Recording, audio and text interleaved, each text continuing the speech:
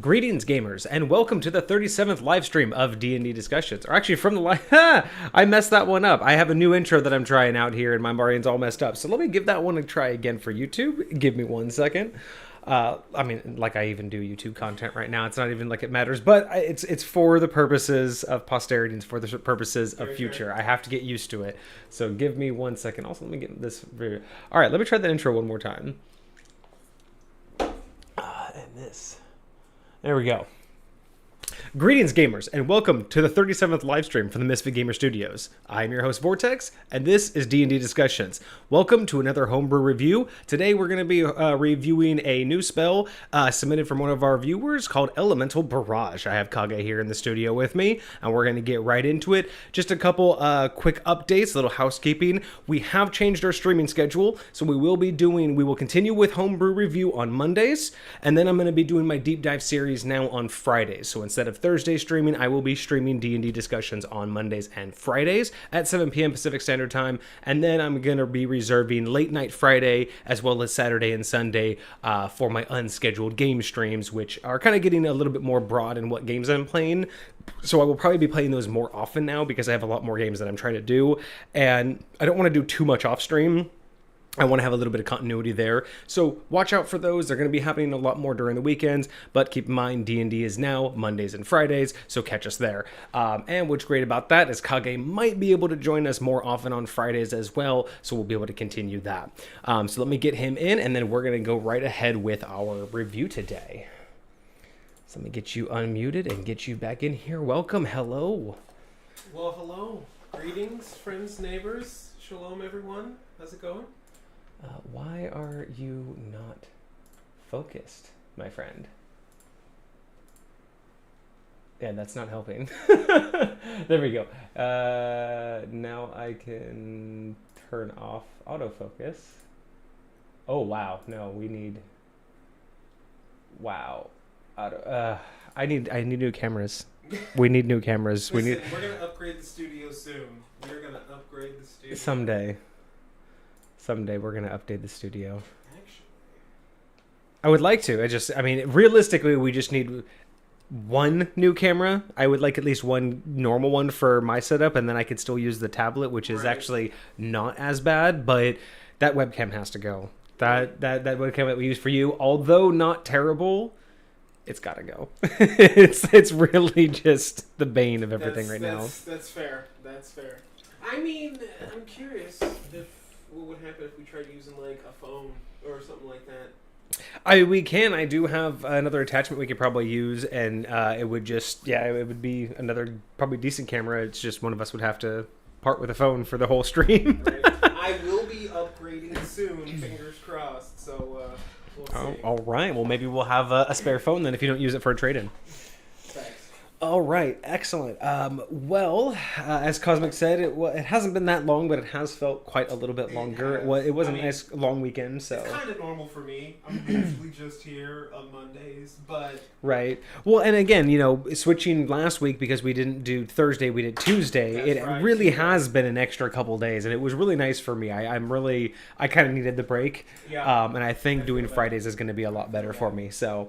We'll do that. What else does Cosmic have to say? He had D&D session earlier. It started at a high tense moment. The PC, that was one death save. Oh, he had one death, or he was in his death saves. I'm assuming that's what that is, and he had one going. Rolled a nat 1. If it wasn't for the free inspiration point the DM let them have at the start of every session, their character would have been. So they had one death save left. Rolled the nat 1, which would have given them 2 death saves regardless. And they would have have died. died. But I do like this concept that Cosmic has talked about before, where at the beginning of every session, the DM automatically grants everyone an inspiration point. Yeah. As kind of like a moment of reaction or moment of get out of jail free card. Like, you can get more, but I like that. I don't dislike that idea. I really don't. I think that... especially depending on how often you guys play and the type of players that you have, I think that's actually a really good way of keeping things tense, but also having that, like, I don't Just really in case, want to die yeah. right now after this far in. But at the same time, you only get it once, and if you only get it once, you only get it once. So I do like that idea though. And then he already had one failure from the previous session. So once that one session had happened, yeah. And then there were 3 party members, each one. I misrepresented. So each one gets 1 inspiration point. Oh, but they can't use it on their own character. Oh, That's very there are 3 party members. Each one gets 1 inspiration point, but can't be used on their own character. That's actually even nicer. I like that. It's kind of like so it's a savior token kind of thing. It's because I've done that before. I like giving off one of those tokens at the beginning of my sessions to most of my players. But not being able to use it for yourself is nice. I like that little extra feature. Because then it can't be super selfish. Like, it really has to be someone else going, nah, I don't want that to happen to you, right? Like, if it's like, hey, get another roll and you lose all your gold, everyone like, sucks to be you. But if it's like a character in your party dying, being like, no, we can't afford to lose you right now. Like, I that little thing right there makes it even better. Yeah. I really like that aspect of it. And I especially like it if they find some way to have that player be the one that helped it not happen. You know what I mean? Right. Absolutely. I'm just going to type something in chat.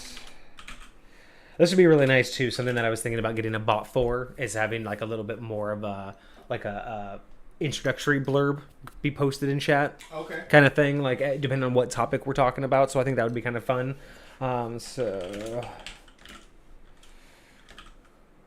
What level did we say that it was? That is a good question. 3rd level. 3rd level.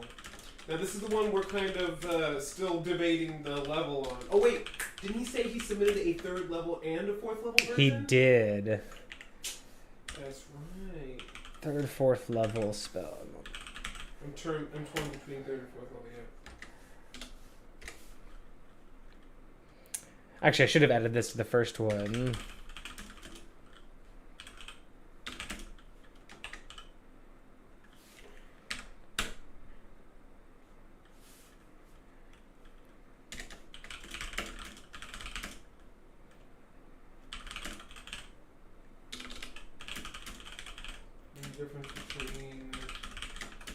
Okay, that should have all been one message, but I'm working on it. Working ideas out, people. Sorry, I had to do that. So Cosmic says the main difference between the 3rd level and the 4th level version of what we're about to review, other than the damage dice, D4s versus D8s, which we'll get into shortly, is the number of missiles per level. 3rd level is level +2. 4th level is level +1. More missiles means more elements, means more potential info on the target's response to each hit. That's okay. So we're already getting some little spoiler alerts here, kind of like what we were talking about previously on what this spell is really going to be about. So yeah, I do like that. Interesting. Okay. Perfect. So we got that in there. So let's bring this up here and we will get right into this review today. So I don't know if this is going to be a great view for chat. I'm still playing with how I want to present these. Before I would usually take them, put them on a Word doc, but that's kind of bright. So I really wanted to keep with the dark theme. So I've just cropped out. I'm just reading it through my email. I've just had it cropped out so, we don't see anybody's personal information. Because this one was submitted by viewer Cosmic, but I don't think it's very big in terms of visibility. So let me know in chat how good or bad it is on YouTube. Let me know in the comments, and we'll work on how we want to have these displayed. But I do need to work on a better way to get this up on screen for everybody, because this particular method I think looks a little small and it's probably hard to read from chat. And Cosmic says, in a nutshell, it's a magic missile. If each missile had its own element type, opposite to force every time. So that's going to be really this is going to be a really interesting read through. So let us begin. So we have a 3rd level. We have 2 different versions of the spell that we're going to be reviewing. We have a 3rd level and a 4th level. So we'll start with the 3rd. We'll read through all of that one. We'll give our initial, as we read through it, we're going to just give our initial reactions, discuss our initial thoughts, both from a player and DM perspective. And then as we continue, towards the end there, we will discuss how we might be able to use it in our settings, possible changes that we might make in order to make it useful. And then, of course, I will give my my out of 10 high points. And again, this isn't really a rating of how good or what we think if in terms of like if it should be used. The 1 out of 10 high points is essentially how much I would want to use it or how much I could use it in my high point setting. So a 10 out of 10 basically means I want to steal it and I probably will end up using it or some version. And a 1 basically means that it just doesn't have any use or purpose in my realm. And then anything in between just gets closer to, how much it would fit. And a lot of that just comes down to how much I personally like it, how much it fits my setting, and other aspects of what judges the points is how many changes I would have to make in order to make it fit for my realm. So that can knock off points as well. So we will go through the third level right now. So third level, Elemental Barrage. So we have a third level evocation spell. The range is 120 feet. And it is a verbal and somatical components. So you create 5 magical darts of elemental energy. Each dart hits a creature of your choice that you can see within range and has its own elemental damage of your choosing. So each bolt will have its own elemental damage, and each bolt can attack an individual creature. So very much like Magic Missile, any creature that you can see. I'm assuming it's an auto hit, just like Magic Missile. We haven't read that yet, but I'm going to go ahead and take that assumption so far. And and it has its own elemental damage of your choosing. A dart deals 1d4 damage to its target. So just does 1d4 damage to its target, I guess, regardless of the elemental type. The darts all strike simultaneously, and you can direct them to hit one creature or several. So again, very much like Magic Missile so far, set at 1d4 damage. And then at higher levels, when you cast the spell using a spell of 4th level or higher, the spell creates 2 more darts for each slot level above 3rd. So spell lists, Druid, Sorcerer, Wizard, number of darts is spells level +2. So a 3rd level spell in this case would create 5. It's the spells level +2 because you're creating it at 3rd. And then everything above this would create additional. So here's what confuses me on that. He says every spell level above 3rd, you add 2 darts. Yeah, so 4th would be add 2 darts. So right now at level 3, you would have 5. At level 4, you would add 2, so you'd have 6. So, but what is the point in saying spell level +1 then? I don't know. Okay. Because unless it's saying that it would be spell level... Because it says number of darts is spell level +2 at the bottom of that. And then it says... Oh, spell level +2. Yeah, so spell level... So it's just basically articulating that every level above it, you get... Oh, but the base number of darts is the spell level. Well, I think what he's trying to say... What I see here is that at 3rd level, it's 3rd level +2, so it would be 5, right? And then at 4th level, it would be 2 more, so it should be 7. But that wouldn't be spell level +2. Right, so that would be 6, then +2?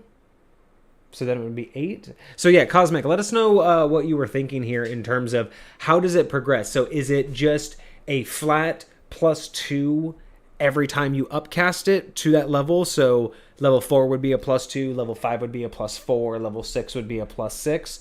Or is it you take the spell level, add 2, and then add a 2 for every level you've upcast? That seems a little bit much. Interesting. I think there might just be an issue with how it was written in what order. I think there might just be a thing there. So Cosmic, let us know in chat the specifics on how that's supposed to rank up. So far I don't dislike anything. I like that he doesn't change the damage. He doesn't try to make it complicated and say, what am I thinking of? Chromatic Orb. Well, like Chromatic Orb. So you know how Chromatic Orb works, where you can choose the different elemental types, but they all do a different damage. So if you choose fire versus thunder versus lightning damage, they have different damage rolls. I'm pretty sure that because I'm also thinking of Baldur's Gate mainly because that's the last time I used it. But it has different things you can use it for. Whereas with this, I like the idea that you choose the element type. So if it's weak to something or if it has resistance, that's nice to get through. But it's not changing the damage type. You're not getting too complicated. And you're right. He did take away the +1 because it's usually a D4 +1. Yes. So I don't mind that he's sacrificing the +1 for an elemental type. What I would be interested in, because it doesn't mention anything, and he has some notes at the bottom, but what I'm really interested in is whether or not you gain the effects of those elements. So it might only be 1d4 fire damage, but do you get a percentage of lighting things on fire? Or can you light things on fire with it? You may only get 1d4 lightning damage, but can you somehow, if something's in armor, does that make a difference? Or can it leap? Can you, there's just ideas of, can you use the element beyond the 1d4 and the weakness or resistance thereof? Okay. Cosmic says it's the spell level +2. So 3rd level you have 5 missiles, 4th is 6, 5th is 7th, period. So yeah. So I think what he was trying to do, he was just reiterating it. So he was trying to say originally that when you cast a spell using a spell slot at 4th level or higher, the spell creates 2 more darts for every level above 3rd. Got it. He reiterated, basically look at it as spell +2. I don't think the math was quite right there. But so the base though, so the way he's articulating it here is the spell level is the base number of darts that you get. Right, and remember, this is a 3rd level spell, so I think he's mainly trying to separate the difference between upcasting it and not a separate type of spell. I think the entire point of this is not that these are 2 separate spells. It's, here's 3rd level, it exists as a 3rd level, but if you upcast, you're just adding 2 darts for every level you upcast. I think that's just kind of the mindset that he wants. So again, it's a 3rd level spell, so you get 5 darts. But if you upcast, you're just adding darts and damage, as he mentions later. I like it. I really like it. Magic Missile. What is Magic Missile? So, out of curiosity, that's kind of what I wanted to look at real quick. Is like, so if I were to cast Magic Missile at 3rd level, how many darts would I get? So the way it reads now is you get 3 darts at level 1, and then if I cast it at level 2, I would get 4, and if I cast it at level 3, I would get 5, right? So in this particular situation, upcasting stock Magic Missile and comparing it to this spell, you would get the exact same number of darts. You would get 5. Which is probably what he was going for, I'm assuming. Continue to upcast it. So if I cast this at level 4, I'm getting 6. And that's true for this spell as well. Right. If I cast this at... Yeah, so it just goes up by 1. But so at level... So wait a second, hold on. Because right now you normally get... It gets 3, right? It gets 3 at level 1. So 4 at level 2. 5 at level 3. 6 at level 4. 7 at level 5. Yeah, you're basically already ahead. So I think maybe that's what he was just... It's exactly the same. Yeah, it's just written differently because his starts at level 3. For sure. So it totally makes sense. Okay, so... I'm just looking at the balance. Like, it evens out, and it seems pretty clean. Yeah, and less damage. And the idea that... I guess the main benefit of this is to... I mean, if you're really min-maxing the idea, it's against a force... If someone who's immune to force damage... This is the alternative, but I really like the idea of this multi. I really like the idea of an elemental version of Magic Missile, though. Now, here's the question, because there's nothing technically rules as written that I'm aware of, the way he wrote his rules, that would stop you from making each missile a different element. No, I think that's what he's pointing at. I think that's the exact idea, because I'm looking here at. You create a magical dart of elemental, 5 magical darts of elemental energy. Each dart hits a creature of your choice that you can see within range and has its own elemental damage. Yes. So 100%, the idea is to bombard them. So I like it. I think that you definitely want to keep the elemental effects in order to really make it shine outside of like combat or something, right? Like being able to light a fire. Yeah. So... Cosmic also says the thing that he likes about the spell is that if you roll a 1 on the damage and the target resists the missile's element, they take no damage, giving the illusion that they are immune to that element. So, again, if you're using this to do a touchy... If you're basically kind of seeing what this thing is all about, you could be misled by it depending on the situation. But yeah, no, so yeah, he has a good point there. Let's read the next one and see if we get anything else, but I think it's going to be the same. So the fourth level version, you create 5 magical darts. Each hits a creature of your choice within range. Oh no, all elemental damage. Deals 1d8 damage instead of 1d4. The darts all strike simultaneously, and you can direct them to hit each creature or several. At higher levels, when you cast a spell, at 5th level or higher, the spell creates 1 or more darts each. So it sounds like if you want, I think he's asking, should this be a base level 3 with upcasting or a base level 4 with upcasting? The only reason he's changing how many spells you get per level or how many missiles you get per level is because he's trying to make it match to the original. So you're always going to get the same number of spells as Magic Missile. I think that's what he's trying to get at. It's just whether or not this should be a 3rd level or a 4th level spell. So other than that, nothing else changes, but he does have some notes here. So both versions are meant more for the informational aspect than the damage, in terms of learning which elemental damage type a creature may have resistance / healed by / immune to / be weak to, or may take neutral damage from. In the case where a hit creature has resistance to a specific element and you roll a 1 on that die, they would take 0, giving the false impression of immunity to that type of damage. The elemental damage type can be chosen from acid, cold, fire, force, lightning, necrotic, psychic, poison, radiant, or thunder. And then by his understanding, any damage type that is not bludgeoning, piercing, or slashing is elemental, especially if magical. So this really opens up a lot of insight into the setting that this spell was designed for. Because right here, the fact that it's designed for informational usage is, for me, not the direction I would naturally take listening to this spell. Like when I'm hearing out this spell and all of the ways I would use it, the idea to use it as a testing ground, to me, unless it's part of like a much larger like campaign, right? Where you're not actually here for the fight. You are here as like a scouting party and you're just trying to do things to like figure out what's going on. That makes sense to burn a 3rd level spell. But in the middle of a fight against a creature, if it's a situation where you don't have any prior knowledge and you know it has magical resistance, like you've learned that, and you just kind of need to dial it in for the team, makes perfect sense. But I don't personally know how many encounters I've ever been in that would benefit from that situation. Like in the moment, right? Like in the moment deciding in combat what elemental type is the best and then spreading that to the hopefully prepared team. Interesting. So that's Again, it's been very few and far between. There've been a couple of instances where I've been up against something undead-like, where it has like a lot of resistances and a lot of immunities, and we're having like a really hard time killing something. We're just like, what is this thing vulnerable to? Like, what is this?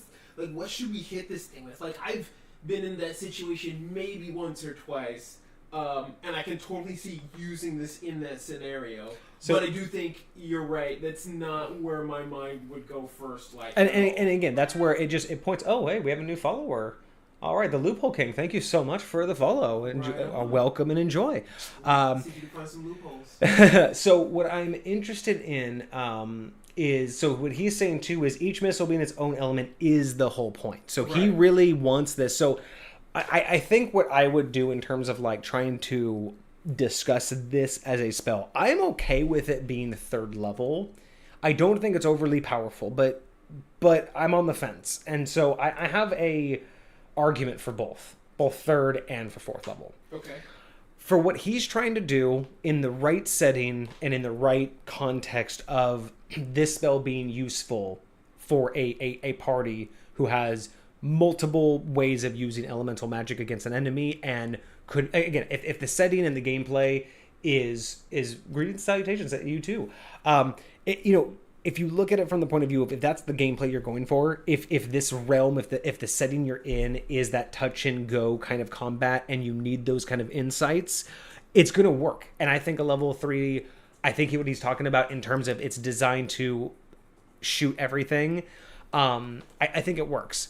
I think to better justify a level 3 spell, I think you should cap it at, because you said here, so you have acid, cold, fire, force, lightning, necrotic, psychic, poison, radiant, and thunder. So that's 10 different options.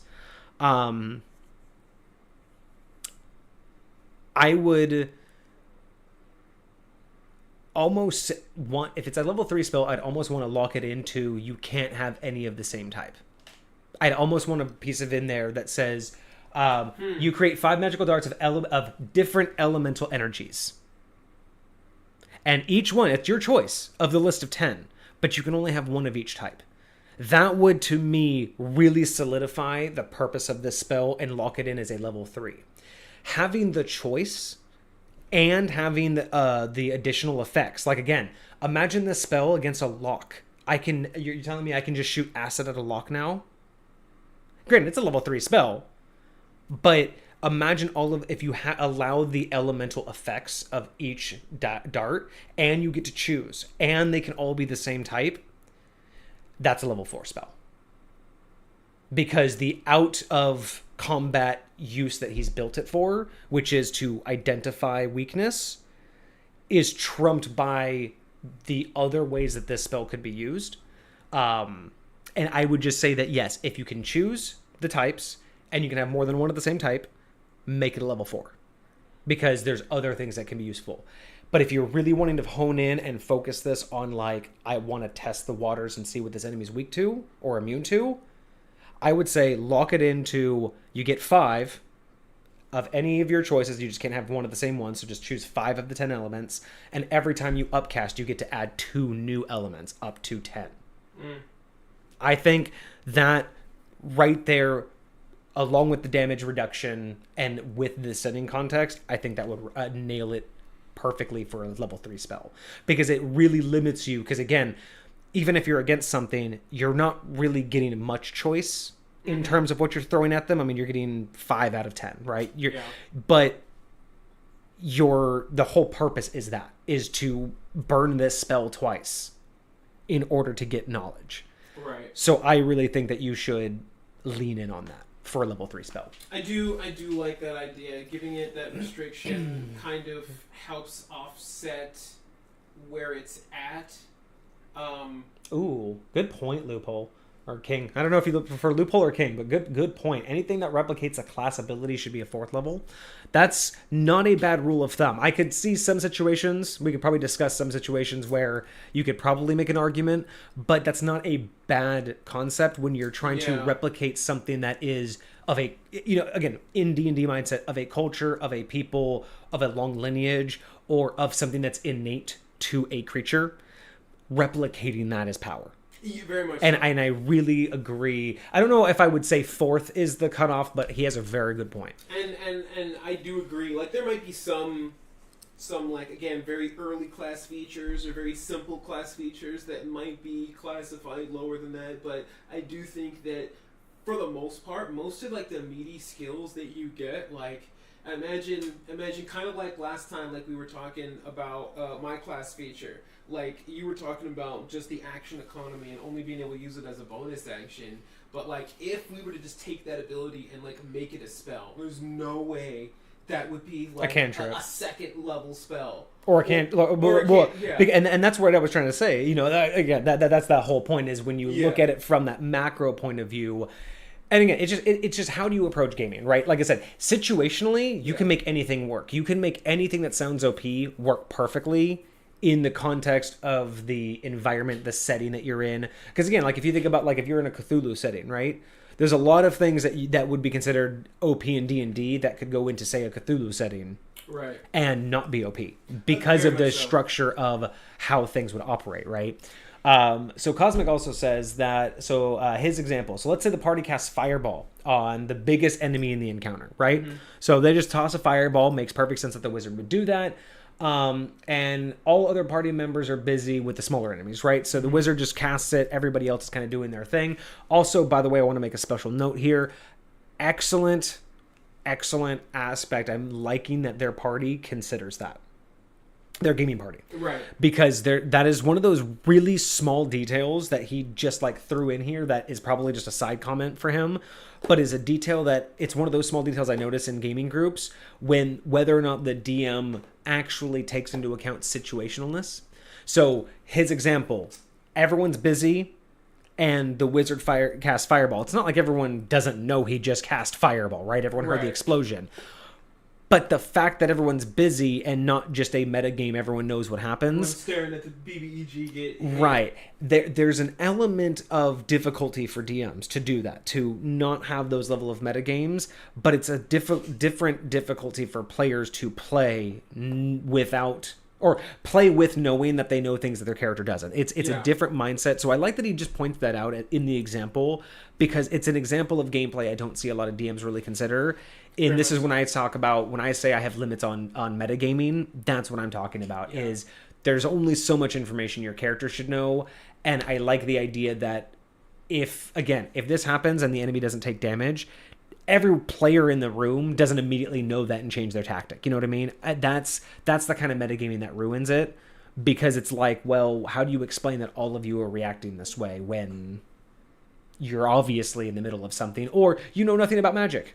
How would you know that had no effect on him, right? Right. Like, it's just, again, small little detail. I love that you mentioned it, because I think that it speaks to the type of gaming group and DM that you have. Which might be why he feels this spell will be a lot more advantageous, right, in these types of scenarios. And that's why I say, like, it really, again, without knowing the exact context of the setting and the way that they play, with the right setting, I think the spell is perfect.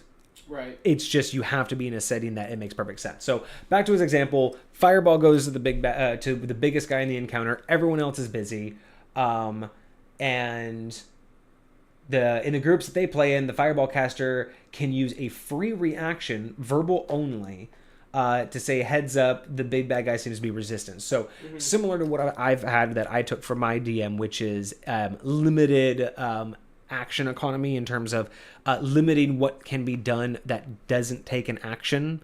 So things like I allow a couple words that would not take much effort to say in the moment, but plans, sentences, long concepts are things that I've thought, that's going to take away your ability to do something, unless you have some sort of like feat or benefit that would, telepathy, something to that effect, or even just a proficiency that says, hey, I've learned to be in combat and basically like multitask, so I can have complicated conversations. But then the downside is, if you're trying to talk to your party, I also have downsides for them trying to listen to you if it's too complicated, because then they have to pay attention. Right. So again, interesting. I love that he has that in there.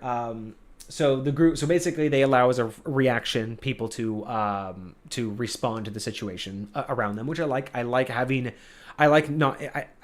it's a reaction. I like that it's not just free for them to do. I like the limitation of that.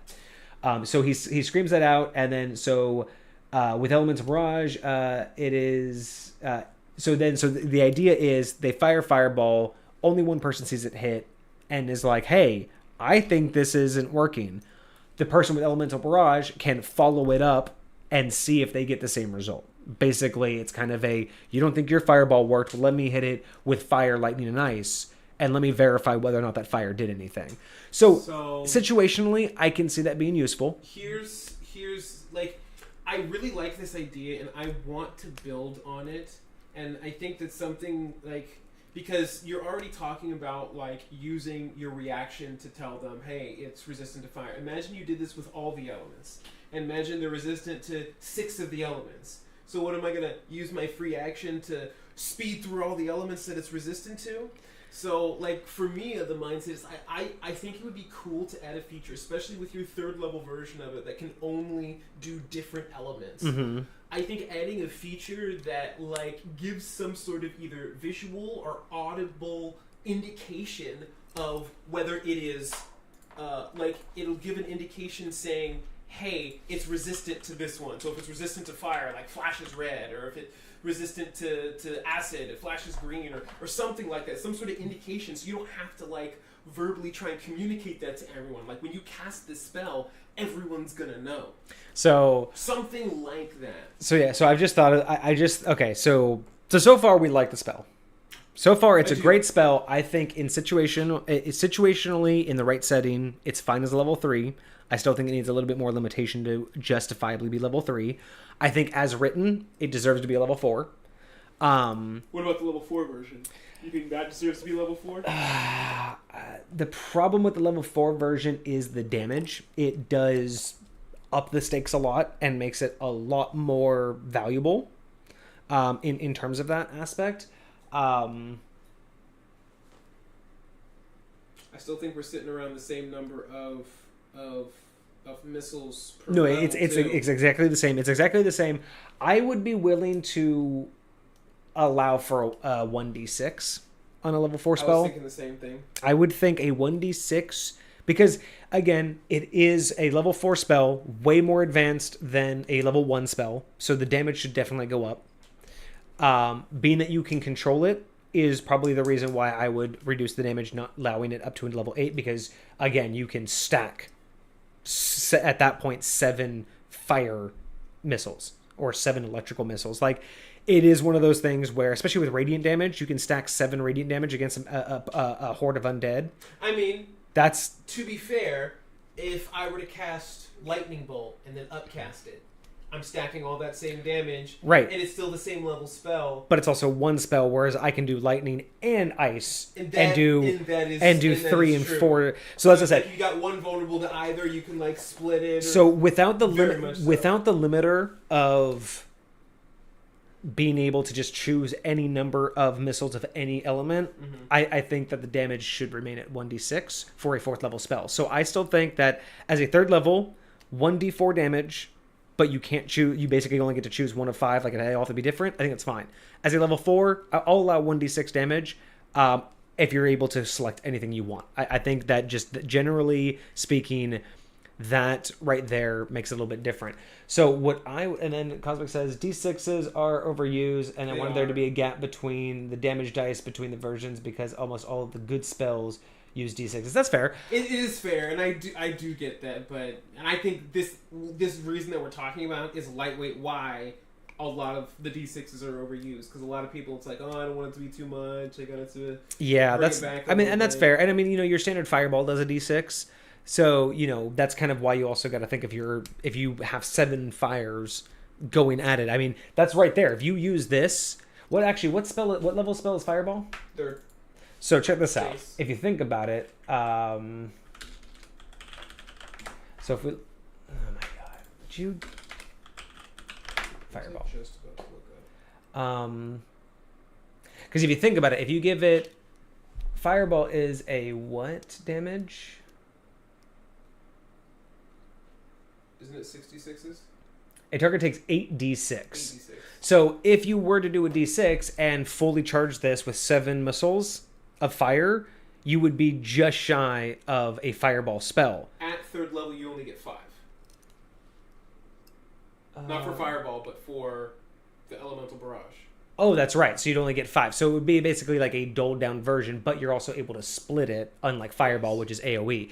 So, yeah. So if you did 5d8, what's 5d8? I should know this easier. 40. So 40 damage versus, what's an 8d6? God, I can't do math right now. 8d6? Yeah, what would be the max damage there? That's shit.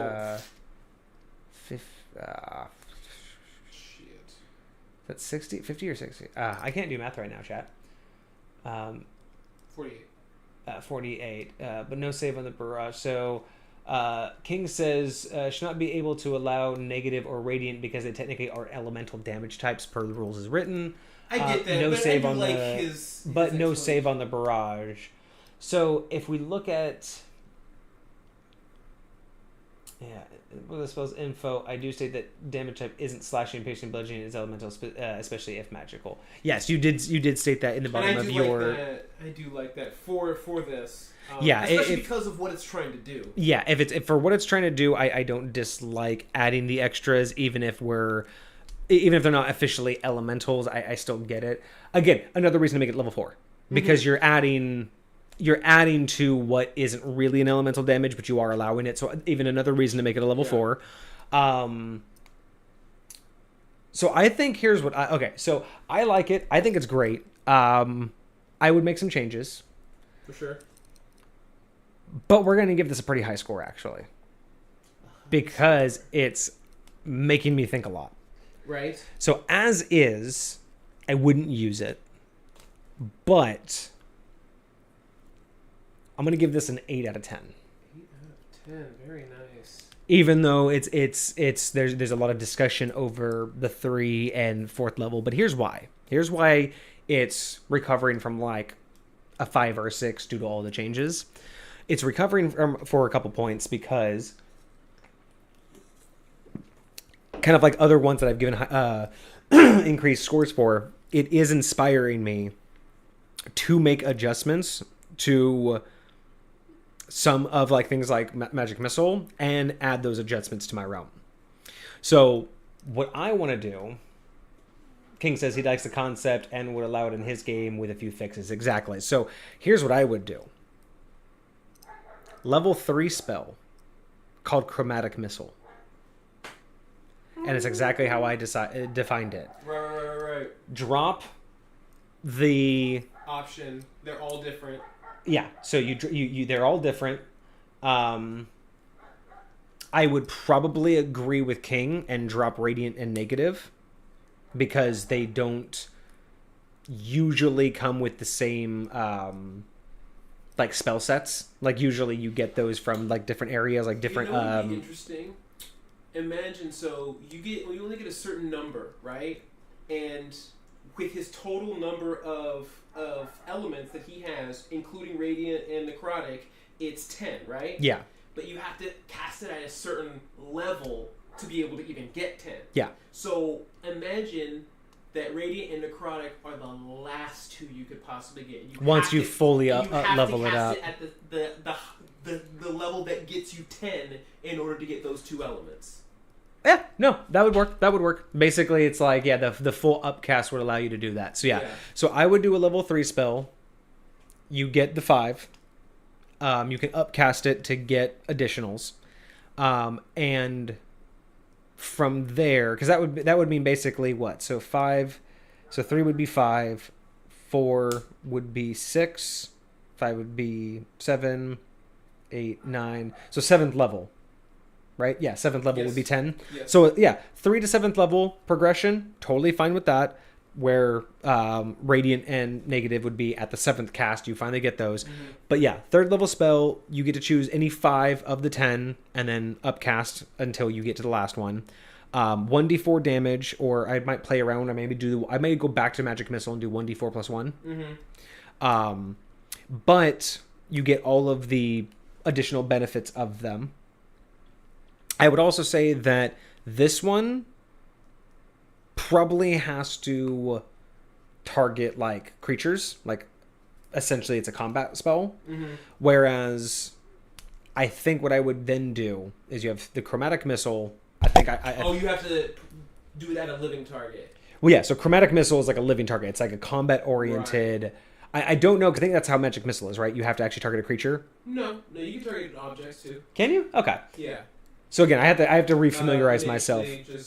But I want to refamiliarize myself with Magic Missile. But so I'm liking this idea of a 3rd level like Chromatic Missile that essentially buckshots elemental damage, right? Kind of almost like a wild magic aspect. I might even have it as like random or something in terms of like maybe make a roll table with just a bunch of different versions. Yeah, maybe use ChatGPT to make a roll table so easily. Yeah. Make a roll table with these options with every combination out of a D100 or whatever. Oh wait, that would be way too many combinations. Never mind. But you know what I mean. So I would do that, but I also like the idea of having a more powerful version. So what I think I would do is knock it from that as a level 3. I think I would bump it all the way to a level 5 spell now, a different spell, and maybe make it like Elemental Missile. Make an upgraded version where this one you get to choose any number and what element. Then we can probably justify the 1d6 or the 1d8, because now we're at a level 5 spell. So how I could justify the 1d8 damage. I definitely like that. I might even do a 1d8 plus 2 or something at this point to basically double the other spell's damage. So 1d8 plus 2 instead of a 1d4 plus 1. This one definitely targets anything. So you can get the full range of all of the elementals. This one, probably along the same lines, you'd have to bump it up a couple levels to get access to radiant and negative. But I like the idea of this. It's inspiring me to rethink specifically Magic Missile and create in-game versions, like in high point versions that incorporate elemental usage. But I'm digging this idea that one is uncontrollable. It's just literally a barrage. It's like a buckshot. It's just it's like, you know, so almost like color spray. I have something that I want to just put out into the ether so that I remember it later, hopefully. But imagine take that idea, but similar to how so Cosmic a while back told us about a homebrew that he created, but not for D&D, but for that video game, Genshin Impact. Yes. And a big part of Genshin Impact is elemental reactions. And so my thought process is I would love to see this be like a spell where not only do I get to like change the elements, but whether you're resistant to it or not, if I hit you with two different elements at the same time, those elements might be able to react with each other to have another effect, right? So it's like, yes, it's a spell. This would be a spell that I would probably set as like it doesn't get upcast and it has a set amount of missiles. So there's like a set number of combinations you can create. Here's what I would do with that. I really like the idea of like. Here's what I would do with that. The level 5 version, because you can target essentially anything. I would say instead of it affecting this creature and discussing like two things hit the creature at the same time. I was wrong and you were right. It is a creature for Magic Missile. Okay, so level 3 would have to be a creature, level 5, anything. Mm-hmm. But that means that in that particular case, instead of it being the effect on the creature would be different, I would allow you to essentially target the same spot with two different effects, like fire and ice, to create a steam. Maybe like just a 10 by 10. Like I would allow the creativity of, can I manipulate these and work with the different elements? Maybe not directly as in you attack someone with 2 and it does something, but being able to use the fact that you're firing these 2 missiles. I like that idea of being able to maneuver them. Right. That might also be an upcast option. Like every time you upcast, you can add missiles or you can combine missiles. Interesting.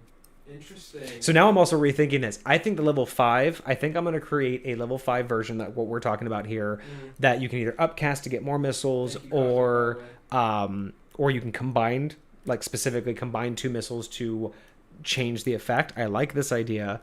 I think I'm going to call this one Chromatic Missile. And then I think, because I was just thinking earlier about Color Spray, the spell Color Spray, I think what I'll do is do it like, maybe I'll name the 3rd level spell like Chromatic Shards, because you don't really have like control over it. Right. It's almost so like a shotgun blast. Exactly. Yeah. So they're just like, you're just throwing out shards of chromatic energy, whereas this one is Chromatic Missile, which is supposed to invoke Magic Missile, which is I get to have full control. So that's why you're getting an 8 out of 10, because I need to finalize a lot of these details, but I really like this idea of reworking Magic Missile.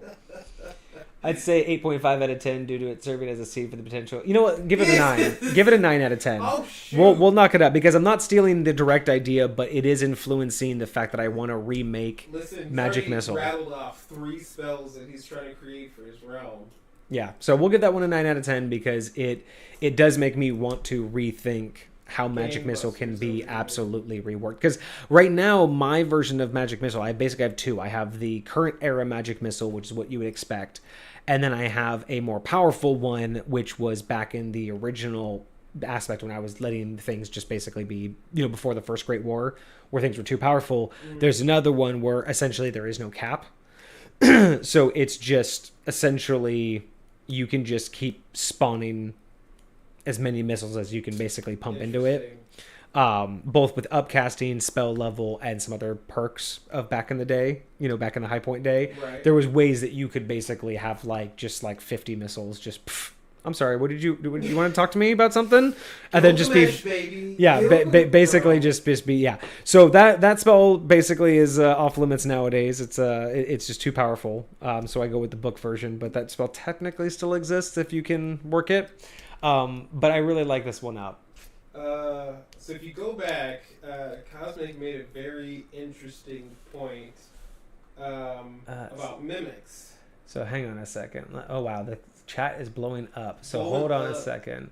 So the bottom of the spell, blah blah blah. So do you like the concept? So Cosmic says you should look at the reviews of the many other items. Yeah.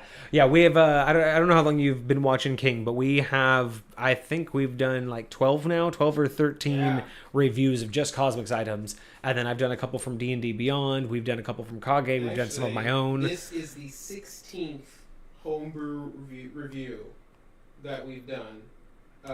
Well, this is the 16th episode that we've reviewed an item. Right. I'll put it that way. And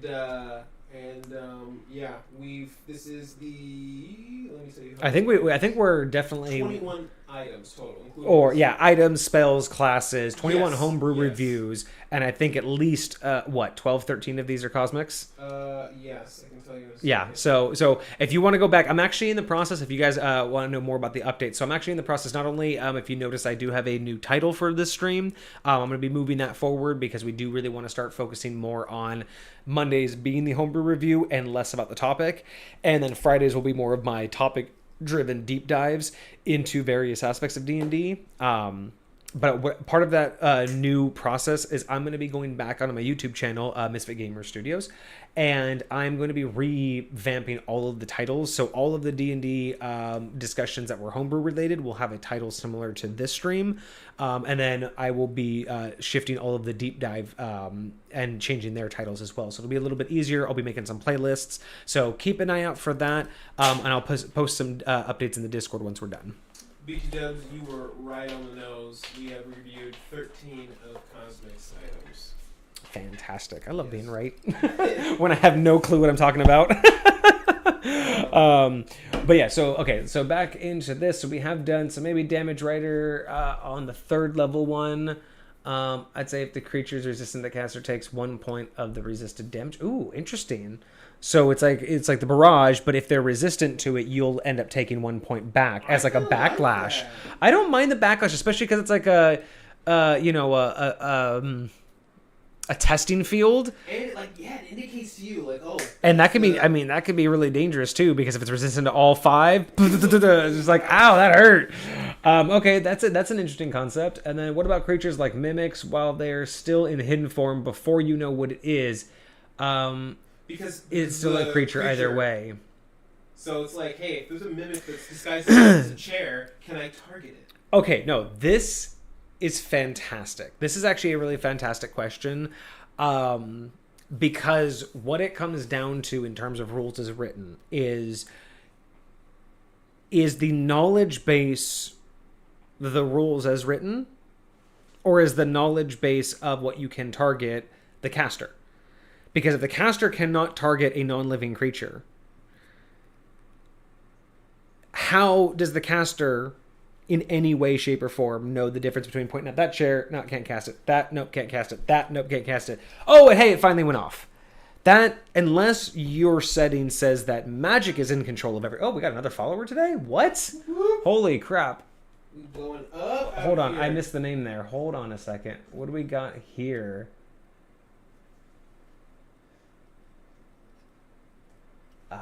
Sorry for bothering. I can. Oh man, you're not bothering at all. I'm just trying to figure out how to pronounce your name. Malignant X. Sorry to bother us. Bother for your promotion of your channel. No, we're thanks. Anyway, moving on. Yeah, moving on. My mods will take care of that. So going back to the mimic thing. So what it really comes down to is who's in control of the magic. Because if magic is in control of it, you could have a setting where you could do that. Just point at things until your magic goes off. And if you're in a setting kind of like the game Prey, where they have like the mimics that take things and you basically just have to smack things around until you find one. Right. If you're in that kind of a setting, that would make more sense. But in my mind, even though magic is separate from the caster and they kind of work independently, I still feel like that there's a connection between the caster and the magic, right? Just like why a wand of fireball won't go off on its own, right? It has the magic itself is its own thing, but I still feel like the caster needs to be aware of how the magic is used, and if the caster is unaware of it being alive, they can't properly target it, right? Because you could say the same thing about like those spells that say you need to like know the place or have been there, just because you can't have somewhere described to you really, really well and have been there before, right? So I was just talking with somebody about the way that you can use the spell Detect Thoughts,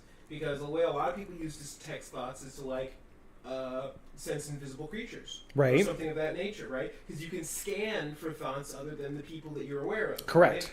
And so, in a situation like this, I'm scanning the room and I detect thoughts coming from that chair, right? Because it is now it's a living creature, thinking living thing. I can use that to be like, oh, boom. Just like you wouldn't be able to technically target an invisible creature unless you knew it was there, right? I mean, you could target like the living creature's area, but. I'm really curious.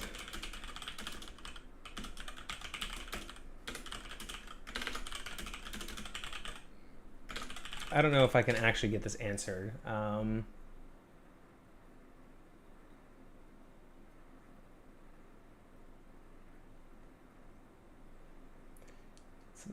it can't be affected by the spell. Ooh, hey. Yes? Oh no, that's detect magic, not detect thoughts. Can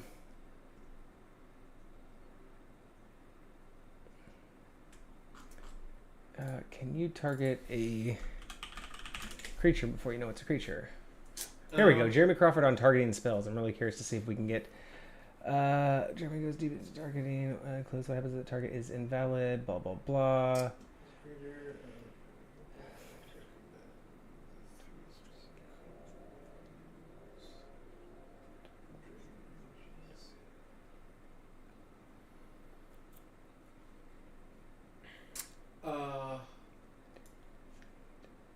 So, while you're doing that, I'm going to read this real quick. Cosmic put, as a creator of many home brews, I recommend, he's talking, I'm assuming to King about which home brews to check out. He's saying to check out the Dragon Wing Shield, the SID, the Satchel of Individual Desire, yeah, and the Robe of Elemental Defense, which are all very, very cool. Right. But I think when you go about updating those titles, you're going to put the names of each of the items. Yeah, well, you'll be able to, give me about a week or so, and I'll have all of this updated. For sure. Really quick, before I get back to what I was reading, I want to go through the comments. So in response to the Mimic question, King was saying that technically it is still a creature, but character would need to roll Perception to know. They would be able to cast it on the Mimic. The Mage would never waste a spell on something it doesn't know. That's a good in-game lore for it. I do like that where he's thinking of that, right. Why would you even bother wasting a spell on something that you may know meta-wise, but you don't know out of game or in-game. And that's where we left off there. But what I want to do is look at... So interesting enough. So there was a podcast a couple years ago with Crawford. So whether or not you agree with him, I like to get his basis for it because, it's easier to go from rules as written and his basis because at least he is kind of the voice right now for it and then move on from there. Whether or not I take his advice, I do more or less when I want a more definitive rules as written definition or clarification.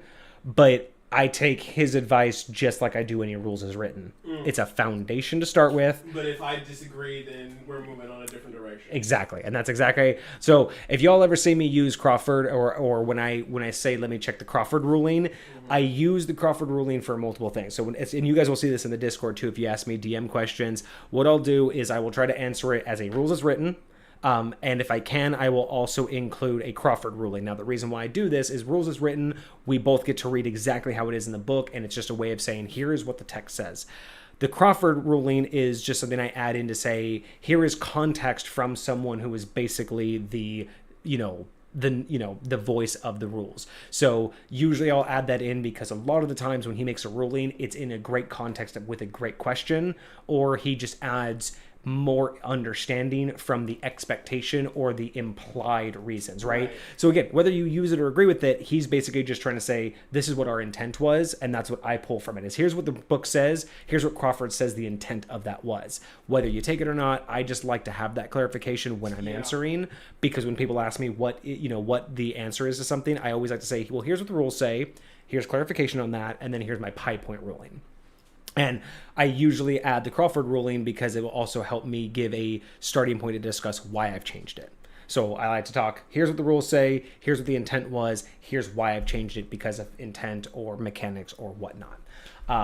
So looking at this podcast highlights from what they were talking about. So they were talking about specifically targets with spells and targeting. Mm-hmm. So if a spell specifies picking a humanoid or an object or a creature, it means just that. If you try to violate that, there is a little gap in the rules, and that at some point they will add in. So the idea is that there's no real official definition, but the idea is that you're supposed to target specific things, right?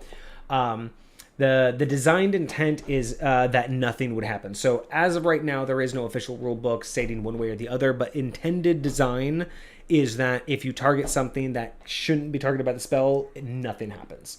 Now, whether that means you burn the spell slot or not, that's between you and your DM, but nothing is supposed to happen if you target a creature or if you target something that is not the intended. Yeah. So whether that means a mimic in its polymorph form and fully unaware, that's where it comes down to. I would say no, because you don't have the knowledge you need to cast a spell, and the idea of spell work, if you need a target, that target is part of the spell. It is a missing connection in the whole loop, right? If you can target anything, part of you is like, if it's something that you can see, anything that you can see, that's the spell, that's like part of the spell, right? Is something that you have to see. But if it's a creature, the knowledge of it being a creature, where does that knowledge come from? The spell doesn't know it's a creature, and just because you metagame know, that's the problem. Is you need to have that piece of the puzzle. Does the caster just have to believe that it's a creature? I would say yes, only for the roleplay aspect of someone going insane or hallucinating or attacking an illusion. I believe if you have an illusion spell and you try to... well, maybe not, though, because, like, let's say it's an illusion spell and you try to cast it on a creature. The illusion isn't a creature, nothing would happen. You would know it's an illusion. But you could try. Right. But the intent, but in the end, nothing would happen. In the end, nothing would happen. But you would be able to... So the mindset you were talking about is like, okay, the creature's a part of the spell. And if I don't have the creature, then there's nothing to complete the spell. But if I believe there's a creature there, whether I'm right or wrong, there's nothing to complete the spell. But I can try. So the question is, like, say if somebody lied to me. Somebody was like, hey, bro, that chair's a mimic. Blow it up. And I go to cast Magic Missile at it, or whatever the heck I'm going to cast at it. And I try to, but turns out they were just kidding. It's just a chair, and I cast it and nothing happens, right? So my question is... no, that's a good point, though, because, yeah, it's really coming down to, like, how many layers do you add into a successful spell, right? Because, like, from a high point of view, the way that magic works... If it was specified that you had to target a creature, for high point ruling, there's kind of a duo aspect, right? Like, if you honestly believed it, I think I would still need both. I think you would have to believe it, and it would have to be true for the spell to work. But if either are untrue, it wouldn't work. As in, if you didn't know if you didn't know it was an actual creature and not a mimic, or if it was a mimic and I didn't believe it was a mimic. Yeah, then it's. I think all of those things. That's what I'm thinking. I think that's interesting. I think the idea is that you would need the knowledge to initiate the casting, and then the actual target would need to exist for the spell to reach it. Because, like I said, spell and caster are separate. but they work in tandem. Yes. So I would say on a high point ruling, and I want to see if it's answered here by Crawford, but the high point ruling would be, in order to even attempt the cast, you would have to know/believe it.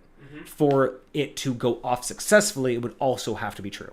Yes. So if you don't know it's a mimic, it won't go off. If you believe it's a mimic and it isn't, it won't go off. If you believe it's a mimic and it is a mimic, it will go off. So you need 2 truths for it to function. If there are any falses... And that's a high point ruling, which we've talked about a lot on this live stream about the way magic works, and this rolls right into the concept of, again, you're working with the weave, right? You're working with this thing that touches everything. So your target, the weave is touching that target. It's like space-time. It's there, but it's also simultaneously touching it in you, right? So for you to know that it exists, the weave has to know it exists, and both things have to connect. So high point ruling, you'd have to have 2 truths, like you said. But it is a fascinating question that I want to see if there is a rules as written, because realistically speaking, one could say it's fully in the control of the caster. So therefore, whether you know it or not, if you believe it, you should be able to cast the spell. But again, rules as written says that if the spell is cast on something that is incorrect, it won't go off. So if you believe it's that chest is a mimic and you cast the spell, rules as written say it shouldn't go off. But that also means that why can't I just cast it? Why can't I just say I believe everything's a mimic and just Cast it on everything. But there is another thing that they add in here too. A fringe case of the above is when you have a spell attack that targets the wrong type of target, then probably the spell is used even if the target is unaffected. So what they're saying here is, again, intended from the Crawford ruling, intended from D&D rules as written, is if it's something like an attack spell, similar to this, targeting a creature, if it is incorrectly used, it uses the spell, whereas if you try to use a spell incorrectly, it just nothing happens, right? So if you try to cast a spell at an illusion, I don't think that you believed it was true, but it's not true, so nothing happens. Whereas if you try to cast a spell at what you thought was, or maybe you try to cast it's saying a spell attack the target that's the wrong type. So I think the difference is, so if it is like a combat oriented spell, you'll waste it. But if it's not, then it won't occur. So, like, hypothetically speaking, let me see. No, I think that's the right way to word it. I just didn't have a good example, but that's the exact way I think that they're wording it. What I want to see here, though, I want to see if they specifically talk about this, because it is a very unique situation where you're targeting something that is, but you don't know it. Yeah, like imagine if I was trying to cast Speak with Animals on a tiny little creature that looked like a beast, but it was actually a monstrosity. That would be an example of it not going off, exactly. of the wrong type.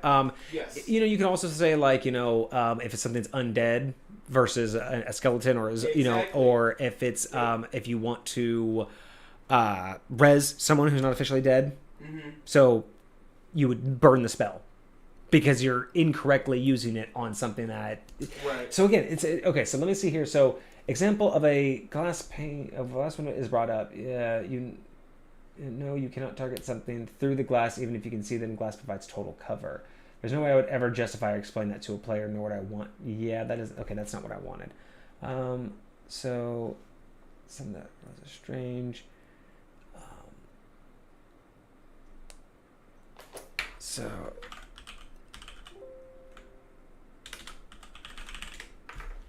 Okay, so.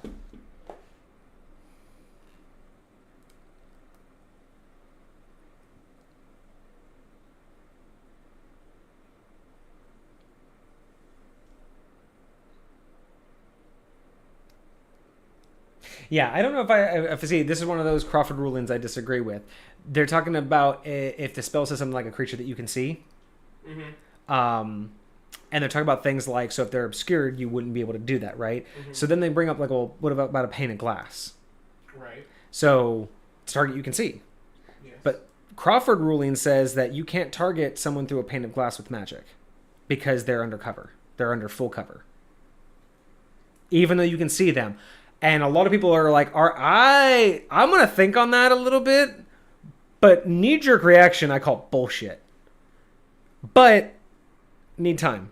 Need time to think about it, but I call bullshit because you know what? So- if someone is on the other side of like a slightly slotted fence, that ain't full cover. Think about this though. You're saying target. Yeah. Can I target you through glass? That's what they're asking for. Just logistically. No, that's what I'm saying. Is any creature that you can see, but apparently through a pane of glass. No, you cannot target something through a pane of glass. Even if you can see them, the glass provides total cover. See, as for a spell, I don't buy it. Yeah, like that's what I'm saying. Like that doesn't make logic. Like, because I should be able to target whether it hits or not. Whether they gain the effects of full cover. No. Like, Granted, talking about like a mirror. If you're behind full cover, but I could see you in a mirror, I'm totally buying that you can't target them because the mirror is not the creature, right? Just because you can see the creature in a mirror doesn't mean you can see the creature.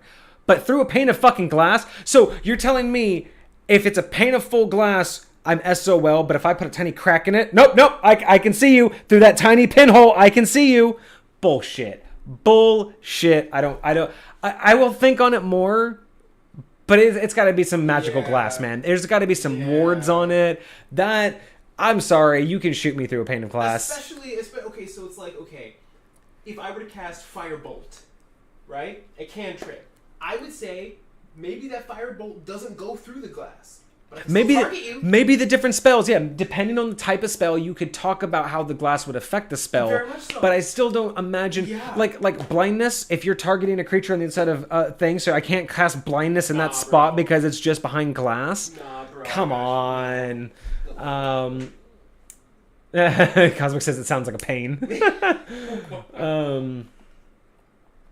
I don't know. Rock classified as monstrosity, but demon allowed it. Let's see. So King says, okay, so if it is a mimic, then what would happen is that it would work. Then you have the DM, unfortunately, of the work of the fear of mimic type creatures into the narrative of players, i.e., phobia of chairs.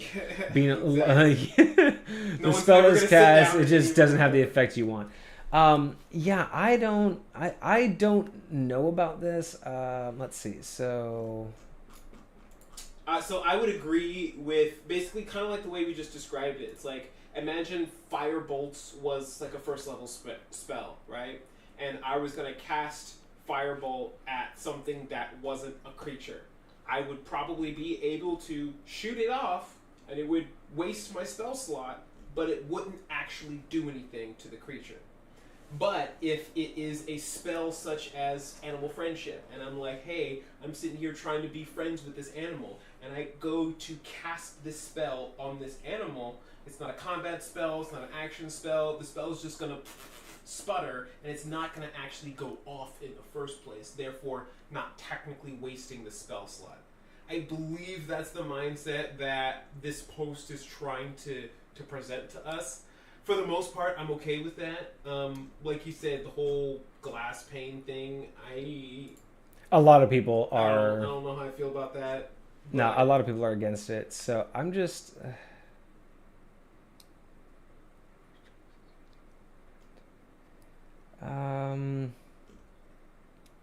Yeah, it's so funny. No one's bringing this... I figured, not specifically like this exact situation, but it's unique enough for this podcast that I'm surprised that they didn't like discuss it further. But I really am interested, so...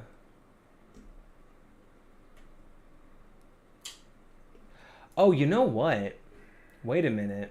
I'm very curious how your different spellcasters, if they all even have issues like this. Like, I imagine not mages. Which ones are the raw casters? Those are your wizards. Wizards, yeah. I imagine those guys, they really don't even gotta worry about what's a target, what's not a target. I'm just grabbing magic and slinging it. Exactly. Right? You know, what do you call it? A mage for you, probably 100% would. A sorcerer, on the other hand, I'm curious if they just... Like, for me, especially because of the way you've described sorcerers, it kind of feels like it doesn't matter whether it's a creature or whatever, what I'm trying to craft is for this particular situation, right? What I'm trying to build, the spell I'm trying to make is for right now. Like, I'm going to create a spell right here in this moment for these manacles, right? I'm going to create a spell right now in this moment for that cell door. I'm going to create a spell right now in this moment for whatever. You know what I mean? And I feel like sorcerers in your realm kind of operate like that. And so it really wouldn't matter what the target is. It's just, hey, this is what I've made for this.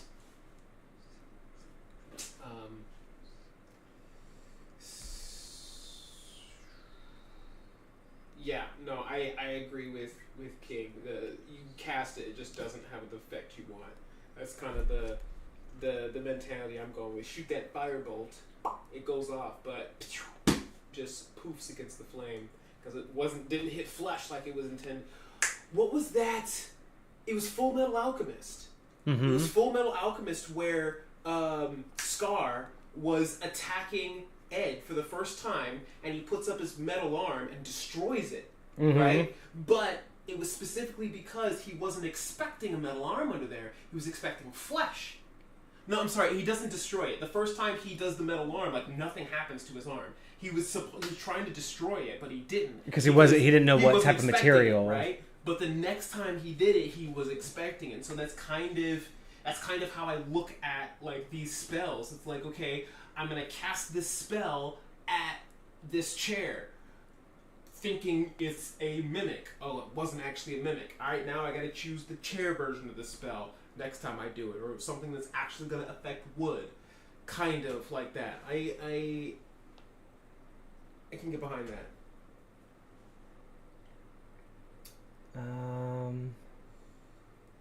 So I found some people talking about this exact problem. I'm trying to see The glass one?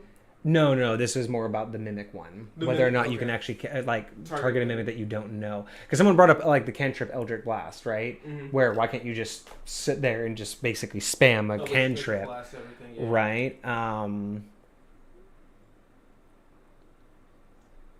So I think what it's really coming down to is, okay, so let's see. So the way to tell if the target was affected or not by the spell, unless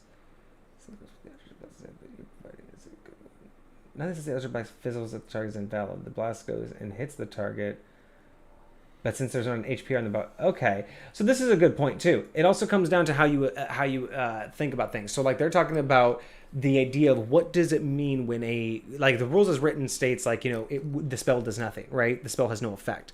But this one's kind of bringing up a good point of what does no effect mean? Because you could interpret that as the spell fizzles out, which is a very interesting idea. If you're a spellcaster, you automatically very obviously know your spell didn't work. Whereas like the idea of the Eldritch Blast, right? If you hit something, why does Eldritch Blast, if it's supposed to be damage inducing for a creature, like take hit points? Well, because in game you have no real justification of you have no understanding of hit points in game, right? In game your characters do not have any hit point concept. It is just the battle's over when someone gives up or dies or passes out, right? That's really what hit points are all about, is whether or not you're in the fight still. So like something with Eldritch Blast, they bring up, well, why does it have to fizzle out? Why can't you shoot, it hits the object, but if it's not an object with HP, how would you know it did anything? Right? Like the idea is, why does the Eldritch Blast affect inanimate objects? Why would it do any damage whatsoever? So you wouldn't even know. And again, like the idea, so there's that idea of what does a inactive or a spell that doesn't do what it needs to do, what does that look like in your setting? And with that being said, doesn't seem to be like a very specific rule set in this, because a lot of it says, like, you know, even if you go into Xanther's Guide, you have more information of, if you cast a spell on someone or something that can't be affected by the spell, nothing happens to the target. But if you used a spell slot to cast a spell, the spell slot is still expanded. So this is them basically saying that no matter what, if you use a spell, you use a spell. There is no, well, my spell didn't go off, so I didn't use it. No, you casted the spell. The effect didn't happen, but you still expended the energy and the magic. I agree with this. I agree that there really shouldn't be I didn't use my spell up because it didn't work. It's like, that's not how that nothing works that way. I mean, you don't get to relight a firework just because it was a dud. You know what I mean? Like, you don't get your money back because you didn't enjoy the meal you ordered. Like, that's not really how it works. So in this particular case, I agree. You expended the spell slot. Now, when it really comes down to this question of can you target, should you be able to target something, I think when it really comes down to, obviously, is the DM, because there is no rules as written here. But think about I think what the biggest thing that everyone in all of the reviews that I just read are saying is beware of the precedent it sets, right? So if you're just allowed to spam spells, then think of, there's ways to get around that. Now your players are obviously have to play paranoid and blah, blah, blah. But at the end of the day, I would say that if you don't know, that's metagaming to be like, oh yeah, you know what? I know there's got to be a mimic here. I'm just going to like not trust it. If your character's never run into a mimic, why? If you're just out of nowhere suddenly like, I'm going to do this, you're metagaming. And I'm not going to allow that in High Point. I don't allow metagaming to that level. Now, if you have shown to be that type of character, maybe I would allow some sort of leniency in this situation. Right. But for the most part, the High Point ruling is you need the two approvals, like you said, the two yeses. Two things need to be true. You need to know it, and or it needs to be real for the effect, the spell to take effect. What that looks like when you cast the spell and it doesn't take effect is based on the DM. But the idea of being able to target a creature that you don't know is a creature, I think could lead to some risky situations, and it leads to some level of abuse. So as a DM, it's up to you. It's really on you on whether or not you think your players are going to abuse it.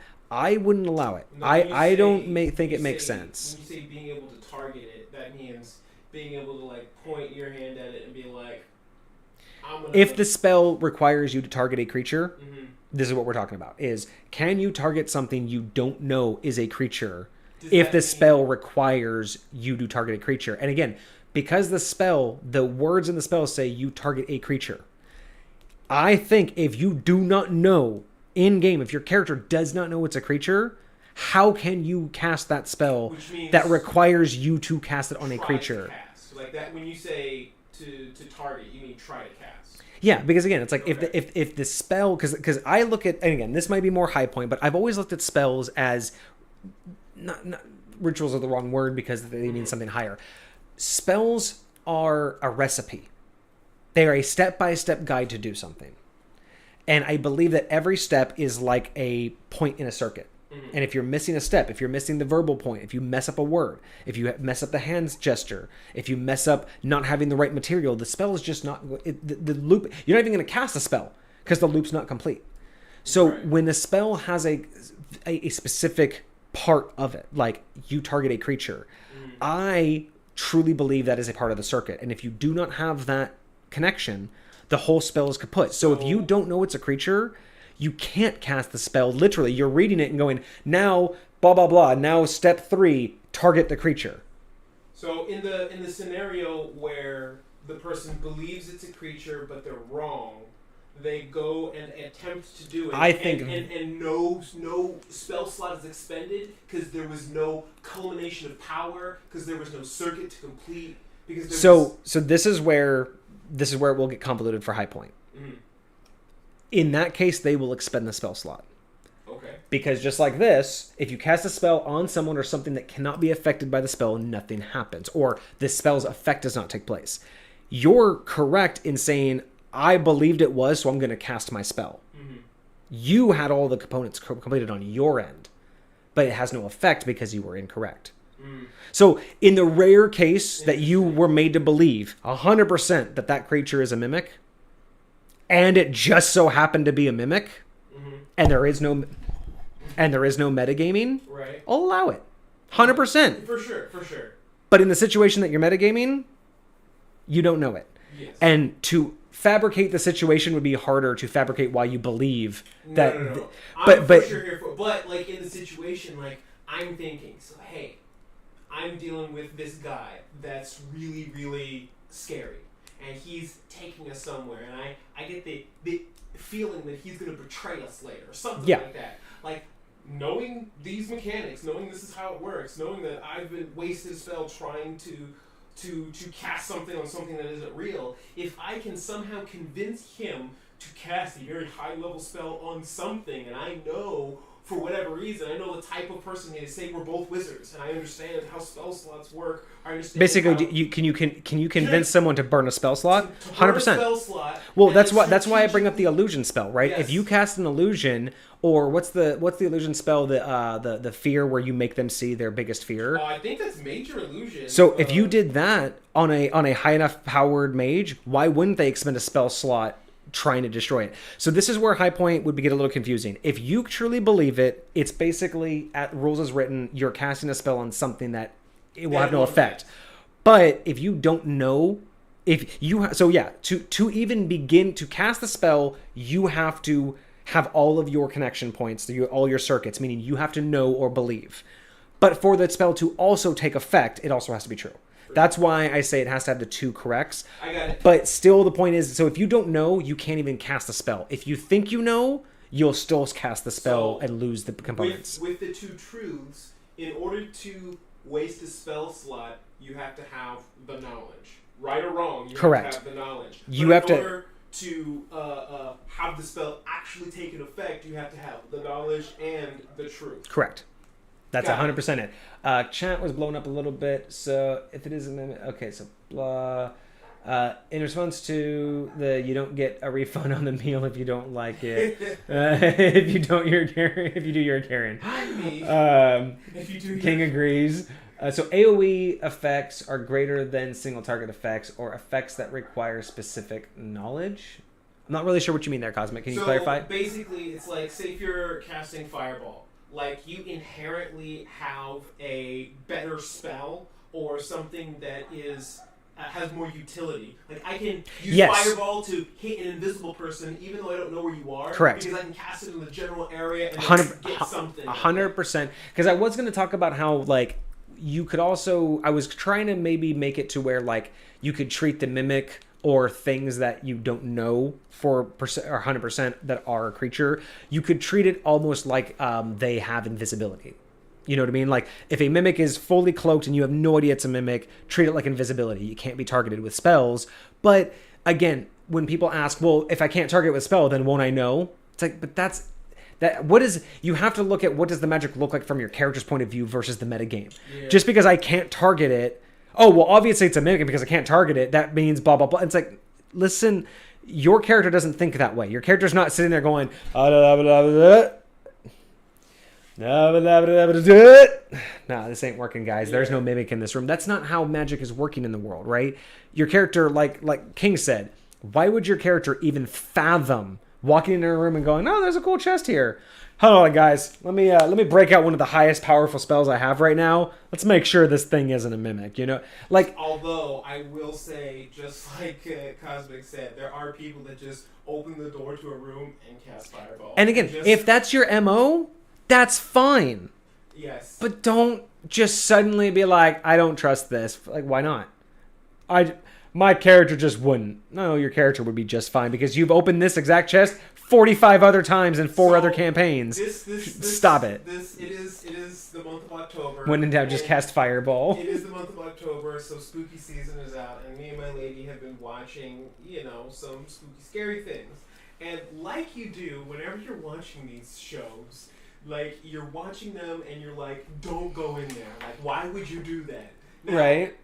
The piece that I feel like a lot of people forget is we see the camera angle change. We hear the music change in the background. We have all the indicators that some shit's about to go down. Right, yeah. But the person in the movie, it's just a regular ass day. Like if you were to walk I'll be right back, chat. If you were to walk out and go to get a glass of water in the middle of the night, you wouldn't be yelling to yourself, don't go in there. You wouldn't have this mindset because it's just another day. You're just getting some water in the middle of the night. It's no big deal.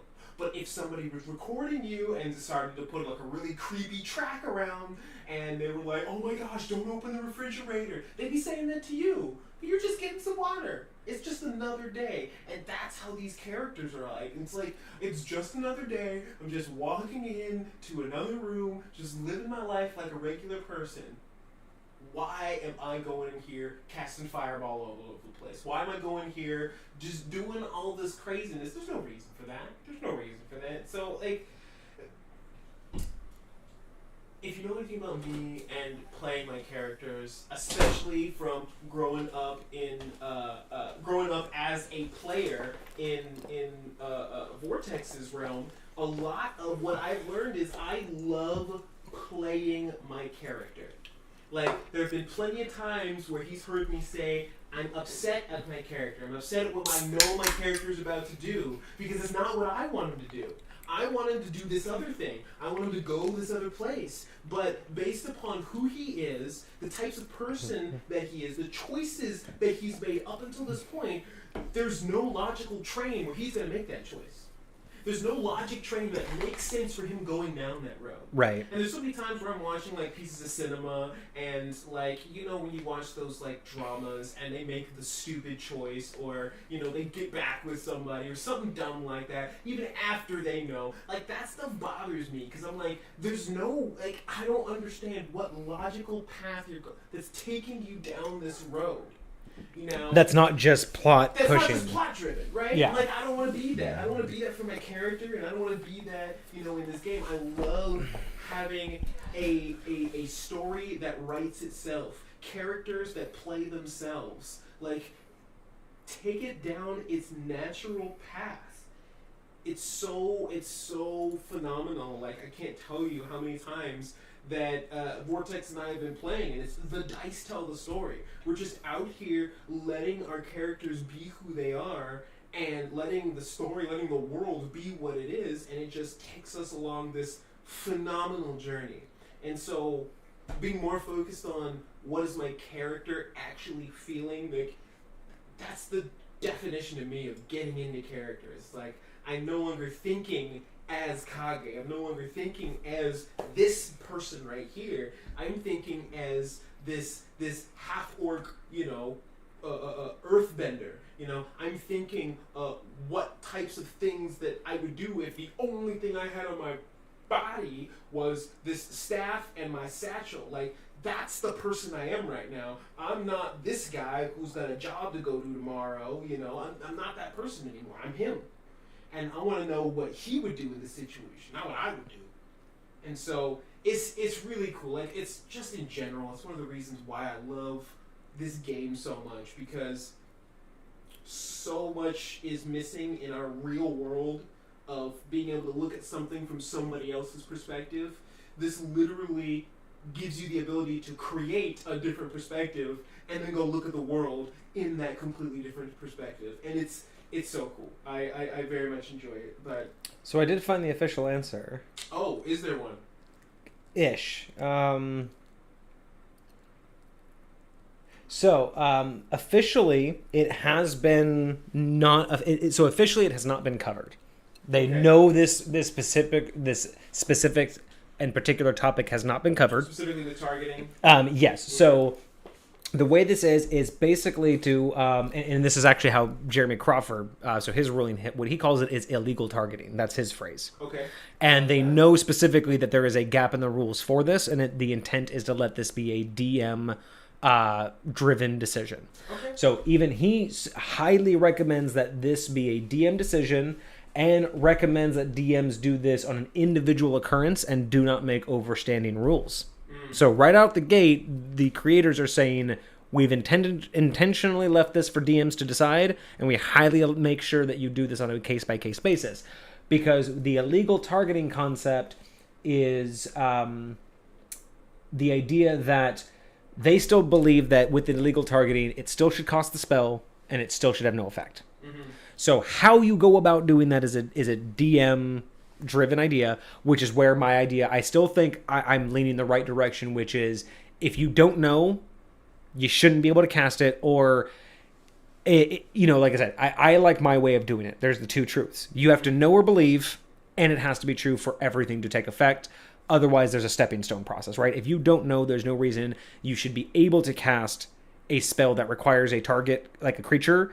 If you truly believe, like, if all you have evidence for is a chest, and you're just like, but it could be a mimic, that's not belief. That's just What if? It also could be an angel. It also could be an illusion. Mm-hmm. None of that matters.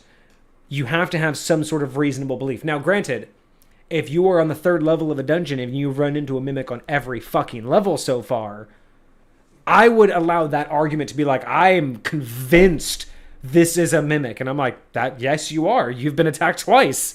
Yes, you're convinced it's a mimic. You go for it.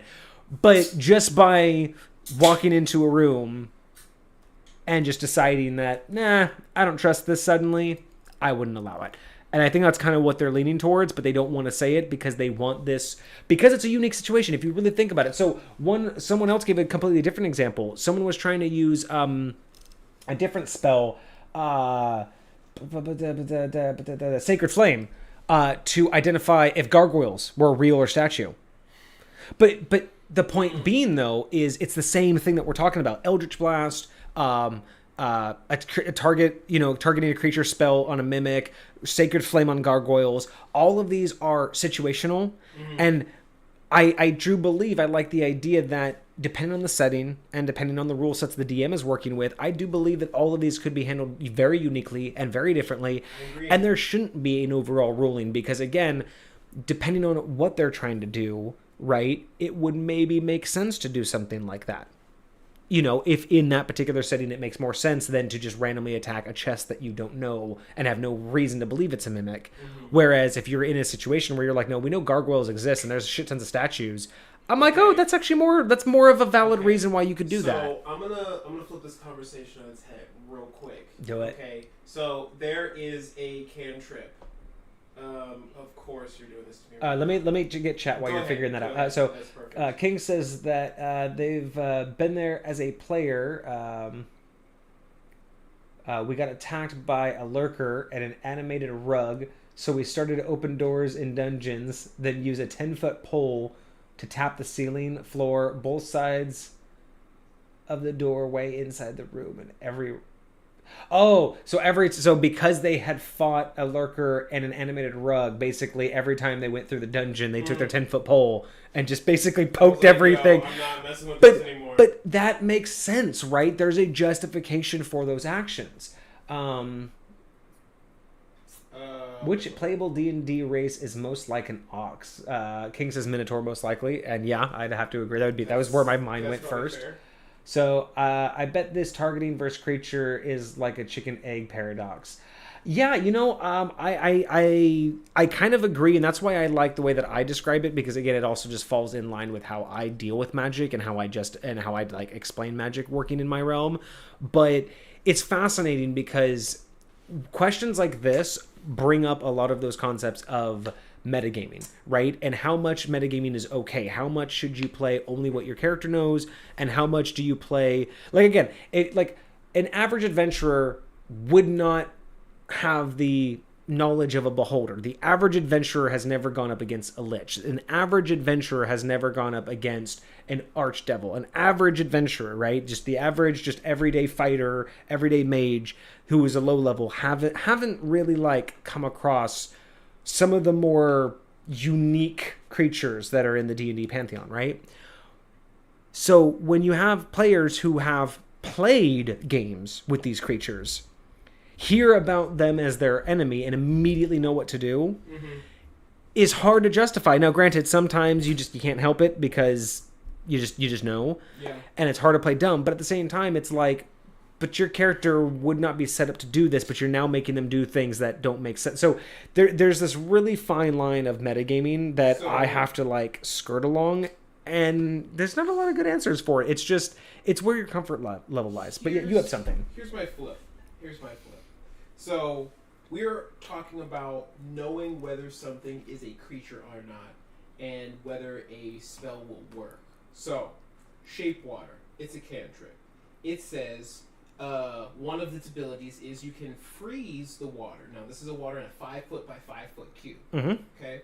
So you can freeze the water in a 5-foot by 5-foot cube. You can manipulate...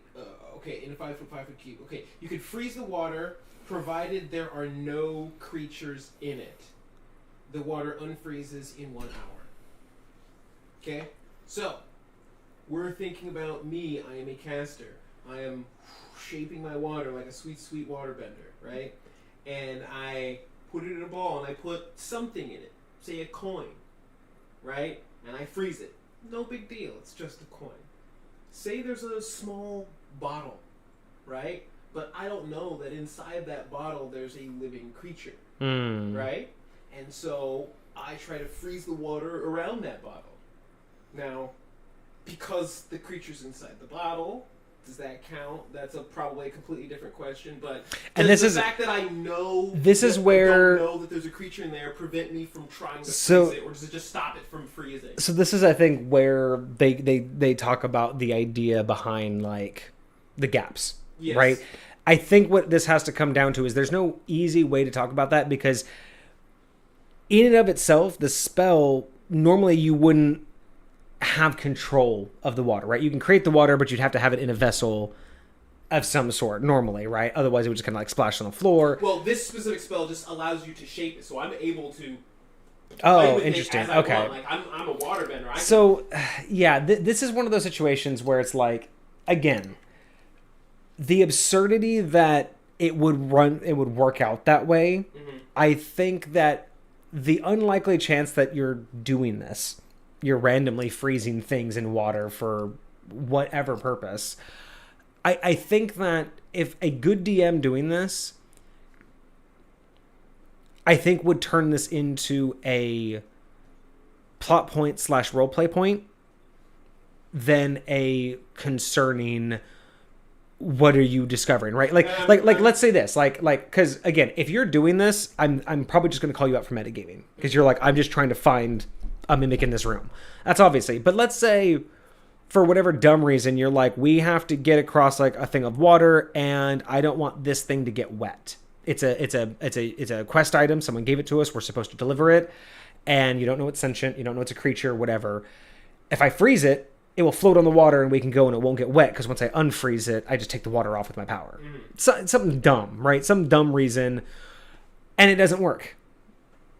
Why doesn't it work? Well, now you have a whole plot point opened up of discovery. But that's kind of my mentality. But if the intent is that you're doing this, why? Like now, it really comes down to that intent of the player, because again, if you're just randomly doing this, obviously you're trying to look for something, and there's reasons we can discuss why it may or may not work. But at the end of the day, look at, what are you discovering and what is it going to do for the group, right? Like that's really what like. Now here's the fun part. Here's a more fun part for you that, again, I think is up to the DM on your creativeness, because this one you can do a lot of different things. So let's say you're doing the same thing, but let's say, hey, our rogue is down, or he's out of lockpicks. I can't pick the lock on this lock. Can I use my power to put the water around the lock, freeze it, and break the lock off? But the chest is a mimic. Now, again, you have the choice of not letting it work because it's a creature. Unless the lock is a mimic. Well, it's all a mimic. So you think it's a lock. So you put like a little ball of water right on the lock inside of it, and then you try to freeze it to shatter the lock, because it'll expand and explode the lock. Well, it's inside of a creature. It can't do that, right? So now you can say it doesn't work. But then does that spring the trap? Does that spring an encounter? Does it just, now no one knows what the hell you're dealing with and everyone back? Like, so again, depending on the situation, I think that is a way better opportunity for a DM than it is a concern. Right. The concern comes down to, are you spamming it for that? Like, are you going, here's my ball, I move it over here. Can I turn it into ice? Nope. Can I move over here and turn it into ice? Can I move over here and turn it into ice? It's if you have a player like that, just fucking call them out. Like, that's what I would do. I'd be like, dude, you're metagaming. Stop it. Or if they know they're metagaming and they're still pushing it, I would just, like, again, I would just turn it on them. I would make it work against them, But it's one of those. I think I agree with Crawford ruling in that it should absolutely be handled by the DM individually, because I think each case, I think, would really I think it could spur something different. Trying to make a blanket ruling on this, I think, ruins the opportunities that an actual, because again, if you have a player that's spamming it, just make a ruling that they can't spam it. But don't make a blanket ruling to destroy that creativity. that would take away an amazing opportunity because you said you shouldn't be able to do that at all. So, again, this is something. Again, I always think of like potentially game-breaking things, but not necessarily for game-breaking reasons. Right. It's a product of the game. Shape water. Can I drown a shark with shape water? Because technically, if you pull a shark back, where is it? They're going to drown. Cause like, well, if they usually just make them stop moving, they basically need flowing water. So you're saying use shape water to basically make the water around their gills stop moving? Either stop moving or flow the incorrect direction or whatever, you know. I mean, so that gets into a lot of other comments about how you can use other things, like can you do shape water and then shove it down someone's throat and drown them? You know, there's when you get into those, what I do for this in High Point. That's kind of fair. Because, okay, so there's a commonality, something that I've learned from a lot of different sources that, you know, and a lot of people call this cliche, and I agree. That started mentioning underwater combat. So I wanted to, that made me think. So Cosmic says he wants to create an Ox character. King says he does homebrew a lot, mostly creaturist, and then item and spells. Awesome. Hey, join the Discord and let us know what you have. If you want us to review them like this, you can submit them, and we will definitely go over them. Cosmic says 60, 20, and 10 is 90. What's the remaining 10%? Oh, gotcha. Everything else.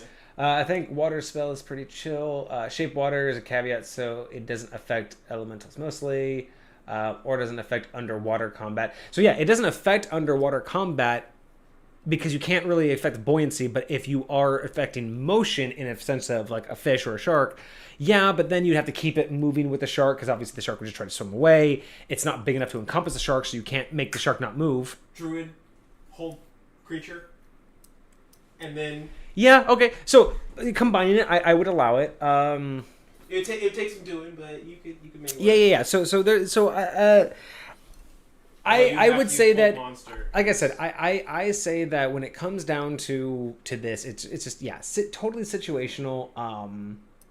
You were saying something about game breaking something or another. Just the things like this are game breaking. You know, yeah. I can just look, there's a shark, drown. Hey, look, there's a shark, drown. Hey, look, there's a shark, drown. And that again, I think that's where I think you could, but what's the purpose and how's it benefiting you, right? Like that could be beneficial. But what's the likelihood that it's a concern for the DM?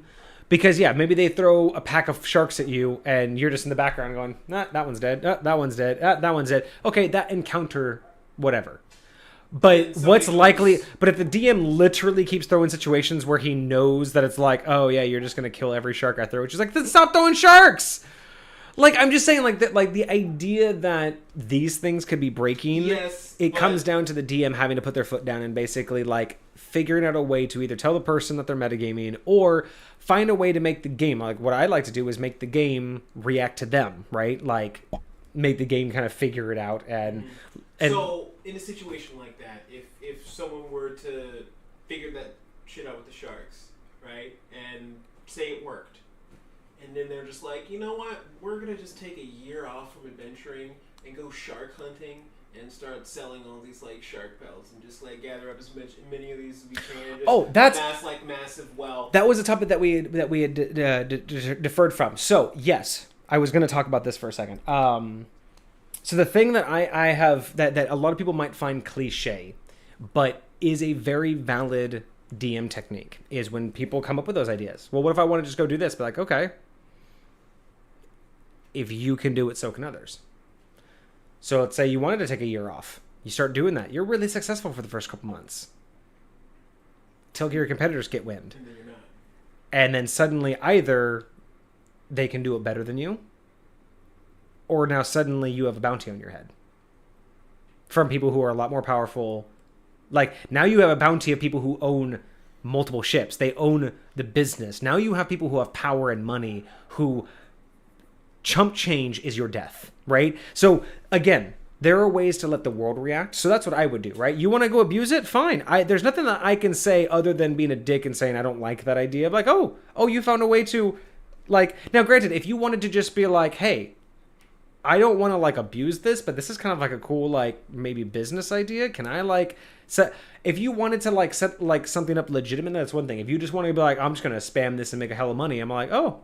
Let's see how the world thinks about that. Because again, how long until you're ruining the supply? Yeah. How long until other people want in on it? How long until you step on the toes of somebody else? How long until the underwater creatures start having a problem with you disrupting the ecosystem? So there's things like that. You can outright tell them no, but why tell them no when they can reap the benefits, when they can reap all of the consequences of their actions, both good and bad? Mm-hmm. Maybe they become super rich, but maybe they get into debt with somebody and they're like, oh, okay, fine. That's how you want to have it. Well, now I need this from you. Otherwise, I'm going to take everything. There's just so many different ways to do it. And again, so being the DM, I lean towards the mindset that if you can, so can everybody else. But not in the cliche way of, if you do this, I'm basically just going to let every NPC do it. I'm not going to do it like that. Mm-hmm. But it's the same concept behind, like... There is a natural progression it'll take. Exactly. And that's why also, like, the idea of being too OP or wanting things too easily. It's like, you got to realize, like, if you don't want to put in the time, the effort, and your character doesn't want to, then why hasn't anybody else, right? I've talked about a concept of balance in my world where there's, like, an actual creature that goes around and...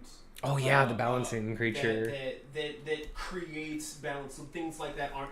That's kind of what I'm talking about. Like, that's the essence of the energy. Like, if you've ever seen Domino's powers, right? Mm-hmm. She's just really lucky all the time.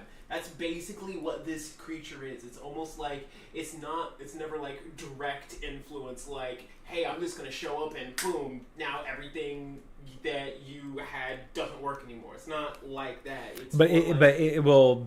It will shape things towards the direction it should be going. Yes. Yeah, and that's yeah. So I don't know. I think it's a good call to just be on your toes as a DM, be willing to experiment and explore new ideas and be ready for stuff like this, but also be mindful that you want to stop it from being abused, but you also want to reward the creativity that the characters are even doing. So, like I said, someone wants to go say, hey, I want to go spam this for a year and just make a shit ton of money. It's like, if you really want to think that it's that easy, fine. Just go and spam it, because that's all you told me. You said you wanted to spam it. So I assume that what you're going to do is you're going to go out every single day, get as many pelts as you can muster, and you're just going to do that, and you're not even going to think about the logistics. That means that all those other people noticing you, they're not going to walk up to you day one. They're going to watch you. They're going to make plans. And just like you live in an evolving world, open world, they're going to make plans and they're going to take action against you. And it's going to hit you like a ton of bricks out of fucking nowhere. Because why were you bothering? But again, if you want to come in and go, hey man, look, this is like a really cool thing. Like, can I make money off of this? Like, can I set up a side gig? And then maybe you do. Maybe you try it a couple times, do it yourself. Maybe you find another like low-level mage that you could teach this spell to. Maybe you set up a business. Maybe you're the owner. And then maybe you actually set up like in-game a legitimate way to where you don't piss everyone off and undo the tides, but you legitimately make a business out of this. Totally doable. And then that could be a whole different campaign, because then... same things, but on a smaller scale. Instead of everyone being pissed at you, suddenly you are getting people's attention, and now you have diplomatic, relations that you have to deal with. Maybe the underwater people have noticed you, and they're like, look, I mean, it's fishing's fishing, we get it, but like, your fishing ain't normal, man. Like, you're overpowering our people, so we can't just let you. Maybe there's just a lot of different opportunities for that if you want to go, but they won't be as harsh and they won't be as blindsided as if you were just be like, I'm just going to do this without care in the world. Be like, that's how the real world works. Some people just do things without a care in the world, and look what happens to them. They don't realize that you're not allowed to do that. That is illegal. And if you do it, people get upset. Hey, we just had someone join the Discord. Oh. It's like Mr. King decided to come hang out with us. King, was that you? Excellent. All right, excellent. Would you just mind going into the follower verification? Just something that we're trying to do for future reference in terms of as the community grows. We just want to make sure that those that are interacting are part of the stream, so we don't just get a bunch of people who flood the Discord that we don't really know. So under the follower verification, on the top left, if you could just kind of follow what you see there, just at us, so at the host and DM, and then at the co-host, and then just put your Twitch name there for us, and then we'll get you loaded in so you can actually communicate with us. Sweet. We are going to fix this. That we need to get this thing a little bit better because there are just too many steps involved. We do realize that, but we just haven't sat down and figured out a better way to make sure that we're getting people verified. So sorry for the confusion. It's just something that we're just trying to still work through. We're honing. We're getting into making it look pretty. Yeah, I mean, part of the reason was I wanted to actually have it to where it's like, you know, I'm a big follower of rules when there are rules. I mean, ironically, we're all about beyond the book, but you know, the idea is that we got another follow. Gee, this is the third follower. Wow. Love Murder Rose. Thank you so much for the follow. Jesus, that is 3 followers today, man. Awesome. Loophole King, you are in. I thank you for that. I have verified you, so let me get you in the Discord. All right, man. Thank you so much. You were part of the Discord. You're part of the community. You should have access to everything. If you have any questions on what any of the channels are, there's always a pinned message. Kind of gives us just a small blurb about the expectations and what that area is.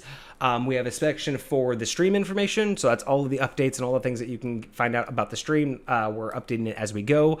Under here are also all of the submissions. So these are stream-specific submissions. So if you have questions that you want to hear us answer on stream, if you have topics you want to hear us talk about, if you have homebrew submissions, that's where you want to go there.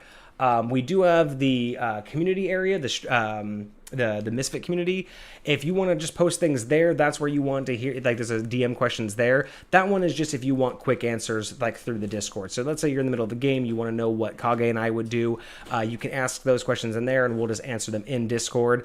But if you have anything for stream, just make sure you post it under the stream info area. Appreciate that. But yeah, so... welcome. We like to see that the community is growing, and feel free to let us know if you have those homebrew ideas. We definitely want to review them every single Monday. We would prefer to review things that are user submitted or viewer submitted.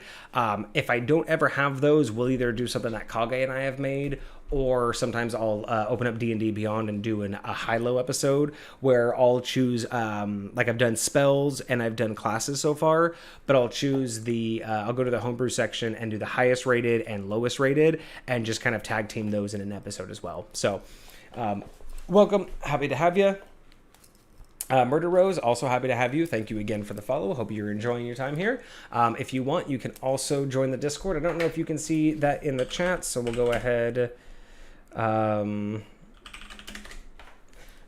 ahead and post that back for you, so you can go ahead and join if you so wish and have anything to submit or just want to talk to the community. So let me see here. We are at our 2-hour mark. I think we covered pretty much everything that we wanted to cover today. I will make sure, once Kage steps back in the room, I'll just make sure that we don't have anything else that we wanted to talk about, but I think we might be ending there for now. I think that's a good spot. Did we have anything else for today? I think that was pretty much it. I think we covered... Good job. The homebrew, Yeah, congratulations on the 9 out of 10. So yeah. So Cosmic now has has a 10 out of 10 and a 9 out of 10. And I think Cosmic basically has... I think, actually, if I'm not mistaken, through all of Cosmic's submissions... he has a ranking from 4 to 10 out of 10. I think he literally has a ranking of 4, 5, 6, 7, 8, and 9, and now 10. I think he's actually gotten one of each all the way across the board. With the exception of 4, you are correct. The lowest you've given him is a 5. Oh, the lowest? Really? I thought he got a 4. Maybe the 4 was... There is a TBD.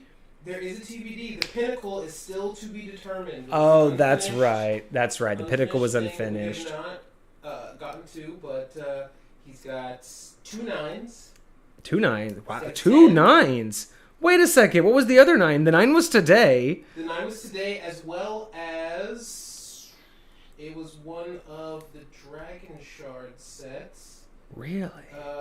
What? Which one was that? Which one was that? That Love Murder Rose. You've only made one piece of homebrew equipment yourself. Too experienced to design like subclasses. Well, I mean, this is definitely the place for you. Every Monday we do homebrew review here. So every single Monday, 7 p.m. Pacific Standard Time, we usually will get a user submitted one or one that we've done ourselves. So absolutely join us if you ever want to just know how we do it and just how we approach it. And if you want to throw in yours, you can always throw in yours and get the same treatment. We go over it, give our initial reaction. How we might be able to use it as players or DMs, and then I give it an overall score. Again, not a score of how good it is, it's just a score of how closely it would be usable in High Point and how much I like it to be used in High Point. So Cosmic says, what homebrew ideas of his would you recommend for new followers? You know, when it comes down to the ones that you have, I think the Dragon Scales and then the initial three, the Sid, the Robe of Accumulative Knowledge, and the Cosminium Gem. I think those three, and then the Dragon Heart Scales, I think those are some of the best ones to start with. So, I'm trying to think. So, this one right here, how many shields did we do? Was there just the one shield? The Dragon Wing Shield? Or was there another shield? So, there was the Heart Shield. Oh no! There's also the Shield of Inversion. There's a Heart Shield. Yeah, the Shield of Inversion was separate. I think I can't remember if that was part of the Dragon set or not. I think it is. I think that is part of the Dragon set. No, so I have a lot of these. Anything that's part of the Dragon Scale set, I have. Okay, good. You actually good. You actually have those categorized. But this one, for whatever reason, the name is just Dragon Shard set. It doesn't actually have an item name. Super weird. So what's the ranking on that? That's the 9 out of 10. And it was on 5e in Discord Part 4. That's the episode. Oh, so I think what I did there was that was the one I gave him a 5 on. That was the one where I reviewed the item that was a 5. But I wanted to split it because alone the item wasn't impressive. And it was like, basically, it wasn't like it was a bad item, but like I said, I gave it a 5 because it just doesn't have any use in High Point. I didn't have any use for it. It wasn't something that I would like go out of. Set. Yeah, it wasn't something that I would go out of my way to use or change in order to use. But the idea about his set and the way that they all work together was a 9 out of 10 idea. Not like I'm going to take the idea, but it's something very similar that I like to do when I make sets and when I make like large plot point ideas. So yeah, the idea of the set was a 9 out of 10. The individual item I had reviewed that day got the 5. Got it. I remember that. Bet. But yeah, outside of and that... yeah, the Shield of Inversion is not a Dragon Scale, so you do have that categorized correctly. Okay, perfect. But yeah, so yeah, he's got 2... He's got 1-8. Foundry 1-9. VTT. What is Foundry VTT? King says that he has to figure out a way to get all of his homebrew stuff into a PDF from Foundry VTT. I'm not familiar with that. Interesting. So I know that there's some really cool websites that allow you to create homebrew. So like if you want to create homebrew monsters, they'll automatically like ask you all the questions. Oh, and, like, nice. They'll just put it in the information. And it'll create you a nice little PDF of what it should look like. So Foundry VTT is a virtual tabletop, kind of like Roll20. Okay. So yeah, it very much has its own things. Yeah, I don't know if you want to, depending on how it is, you can submit it just via text on the Discord in the submissions. Just make sure that it's just one post per submission, but as much detail as you want us to read through. You can put it in a Word doc and upload that to the Discord. You can take screenshots as long as we can read it. If you just want to take screenshots or just images and then post that in the Discord suggestions box, that's totally fine as well. I am trying to move away from using my email just because I want to start pushing things more towards the Discord and the community. That way Kage will also have access to it and my mods will have access to it. So we'll all be able to schedule things a little bit easier and I won't have to worry about how to pull that up on stream. It'll be a little bit easier if it's in the Discord. So we are moving more towards that. But yeah, no matter what, as long as it's legible, I don't really care. I don't have a format that I care how to read over it. My biggest thing is if you have a specific way you want me to read through it, just let me know if you have a specific order. But how you send it over to us is how we will review it. So if I get something, I just read top to bottom. And like you saw today, we just kind of go over it. We give our knee-jerk reactions as we're reading, which a lot of the times is funny because more times than not, our questions are answered right after. Exactly. But yeah, we do that, and then we just go over everything. So however you want to send it to us, I wouldn't worry too much about it. But yeah, we are very interested in anything that you want to submit. Like I said, we pick one item, and then we just do it every Monday. And we'd really like to get some more rotations in here, just to kind of flavor things up and add a little bit more robustness to the option. One thing that you'll notice in the Discord too, we have a leaderboards channel. It's not filled out just yet. Kage and I are still working out the semantics and the details of it, but the leaderboard is essentially going to contain a couple different things. One, it's going to have a link to the list of everything that we've ever reviewed, so you guys will always have a list of all of the items that we've reviewed. But furthermore, in the leaderboards channel, what I want to do is have specific posts that are essentially like the top 10 in every category. So like the top 10 spells that I've rated or that we've reviewed, the top 10 classes, the top 10 items, and eventually that'll all be in there so everyone can kind of keep an eye out for what they've submitted and what they've done. It'd be great if we can get a bot that could like respond to, how many items have been submitted by a certain person or something, but we'll get into that in the future. But the leaderboards are going to be on eventually updated for that. The Discord's pretty new. I think I only made the Discord like a month or two ago, so we're still relatively new. Building it, obviously the community is pretty small, but I have a lot of future ideas already input because I want to get ahead of things. So bear with us. We are just slowly making it. A lot of the channels aren't really filled out just yet, but everything should have at least something written or a pinned message kind of letting you know what the plan is for that. And then do I have a link to the YouTube page? Yes. So if you go to the schedule tab, you'll see here right on the schedule tab, I'll even pin this message as well. But the link to our YouTube channel is in the schedules tab. I should probably put that somewhere else as well. Oh, we have someone else. I believe that is Love Murder Rose. Yes, thank you so much for joining. Rose, let me get you all set up. Should be okay. Oh, did you already do it? Yeah. Oh, thank you so much. Perfect. Excellent, excellent, excellent. Thank you so much.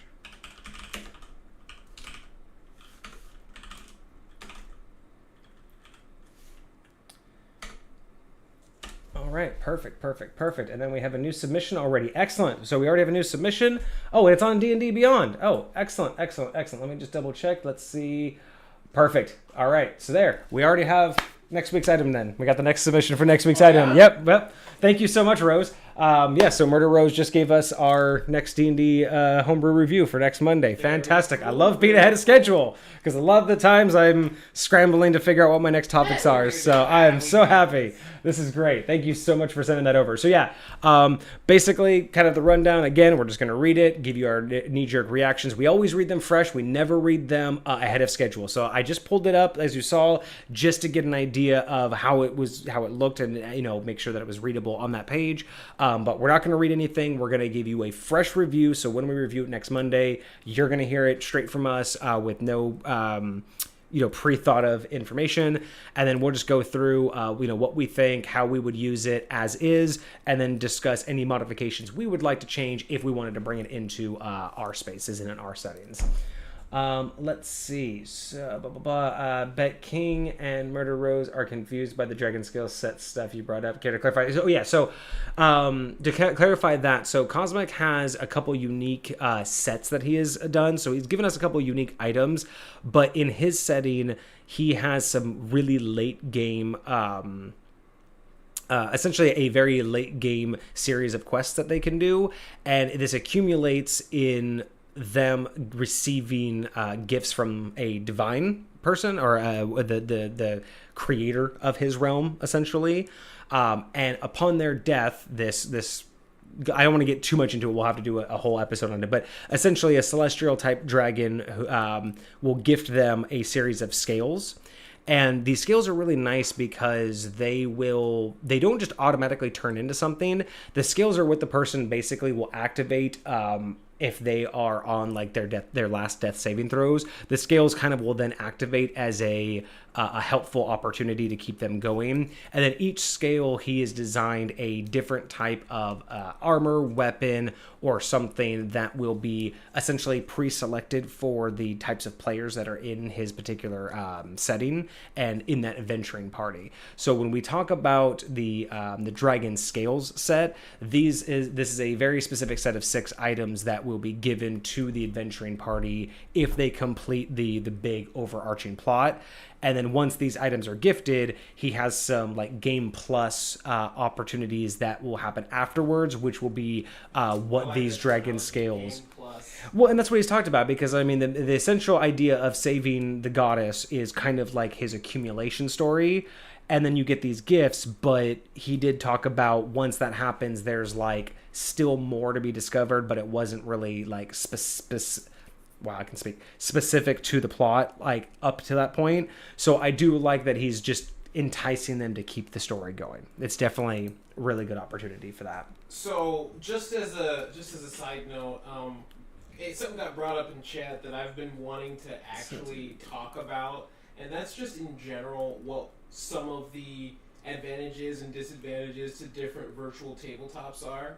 Like Roll20, and I just heard about another one the other day, if I can remember what it's called. Let me see, did I actually save it? I think I did. But suffice it to say, there's a couple of different virtual tabletops that people can use to do like online gameplay. Oh yeah. There's some that are really, really cool, and like they have like the ability to do shadows and like all this other kind of stuff, but I've been struggling to find Owlbear Rodeo. That's the one I heard about. Owlbear Rodeo, interesting. But I've been struggling to find one that like isn't like crazy expensive, that you have to like have some hefty subscription to, but like does at the very least the basics of what you need. Like you can just get a map, put it on there, it's got a grid over top, you can get tokens, you can move them around, you don't have to do all the rolling, you don't have to, but just being able to have like the visualization of what's happening, at least a base version of it. Yeah. I'm curious what people think are the best kind of tabletops for that, and maybe that's a discussion for the Discord rather than the. That would actually be a great, if you want to bring that up in the Discord at some point, just having everybody talk about like what they've used. I do like that option. Let me get a chat here. Our chat's blowing up all of a sudden. So let's see. So okay, thanks for the subscription. We really do appreciate it. Yeah, everything that we've done, all of the previous D&D discussions are on the YouTube channel. So previously we were doing Mondays and Thursdays. Kage's usually in here on Mondays. I'm switching to Mondays and Fridays now. Hopefully Kage will be in the studio with us a little bit more often now that I'm moving to Fridays, but at least he'll always be here on Mondays. And then during the weekend I'll do pop-up games, so you'll also see that as well. I'm during this week, over the next couple of days, I'm going to be fixing up the YouTube channel, so I'm going to be making more playlists. So my playthrough games, my game playthroughs on the weekends are going to be in one playlist. D&D discussions will be in a separate playlist. And then I'm even thinking about breaking it even further and doing a homebrew playlist and a deep dive playlist to further separate those. So keep in mind that those will be easier. I'm also going to title change. I'm going to change the titles on all the videos as well. All of the ones that have homebrew, I'm going to change the title to D&D Discussions Homebrew, kind of like the title of this stream, and then add in the main item that I reviewed. So that way it'll be easier for you guys to go back on, because right now there's no way of knowing what episode has what. And then same thing with the deep dives. I'm just going to touch them all up. So give me a couple days, but the YouTube channel is going to look a lot better. Keep in mind that this is kind of like a VODs channel right now. It has all of just the live, raw, unedited streams. Hopefully in the future I get an editor and I'll consider doing content on a dedicated channel, but for right now it's just the live streams. So thank you for the sub, really do appreciate that. Check out any of the other previous streams, whether they're the games or the D&D discussions. At least with D&D discussions they are all labeled that way, but I do need to get the homebrew titles in there. Blah, blah, blah. So let's see. So Rose says that they made a set of plate armor based off of their favorite characters that they've played. A Paladin Warforged. That sounds fantastic. I want to hear a little bit more about that. Okay. especially with plate armor. Plate armor, I feel, is underutilized. Very much so, especially because most people just don't like dealing with it. Yeah. It has a Warforged integrated armor. Right. And then Cosmic wanted to add some more detail. So each scale activates when the owner is on death saves with at least one failure. So I did miss that part. So they have to be at least one failure into their death saves, which will activate the scale. And it morphs into that character's customized item, which he is so these are the items that we're reviewing, but he'll select which player gets which one based on their character build. It auto attunes to them, and it heals them for 2 of their hit die. So the idea is that it's kind of a, late game, again, game plus, you go down, again, if you go down and make all your saves, hey, you still got the scale, but it's only when you fail, then it's going to res you essentially and become this new item that you have. Yeah, and I do like the auto attune. Basically, is that person's item, that character's item, they are stuck with it. Not quite the same level of a cursed item, but it's theirs. Right. King says, Foundry is a $50 one-time cost to all players. All players have access to it if the DM has it. So $50 one time for the DM to own it and anyone to own it, but if the DM owns it, he can bring in his players. Yes. That's really nice. I think Roll20 is essentially the same way. The DM can have more features, but the players just have a basic account. Yes, if the players are playing in the DM's realm, yes, like they have access to all his stuff. Because they get an account with character creation is free. Yeah. I do like the one-time offer though. Like the one-time $50, I'd pay for that. I'd pay one time $50. I don't like the subscription base, but a one time, so I'm down with that. Purchasing something, I'm here for it. Like, definitely. There's too few of that nowadays, to be honest. Murder Rose says Owlbear is fantastic. Played a lot of those sessions in Owlbear, and its tools are way easy. You can use snap to square features. I do like snap to square. That, yeah. And there are some fog of war settings, which is really nice. I really like when I was a super fan when Roll20 finally integrated lighting and shadows. Oh, it was such a game changer for that. Cosmic says it is fun to not be the only viewer here for once. Yeah, y'all gotta understand. It's so funny. Bobakiss was our very first follower on the rebrand. So I tried to stream years and years ago. I had I think 2 or 3 of the followers that I have now were from then.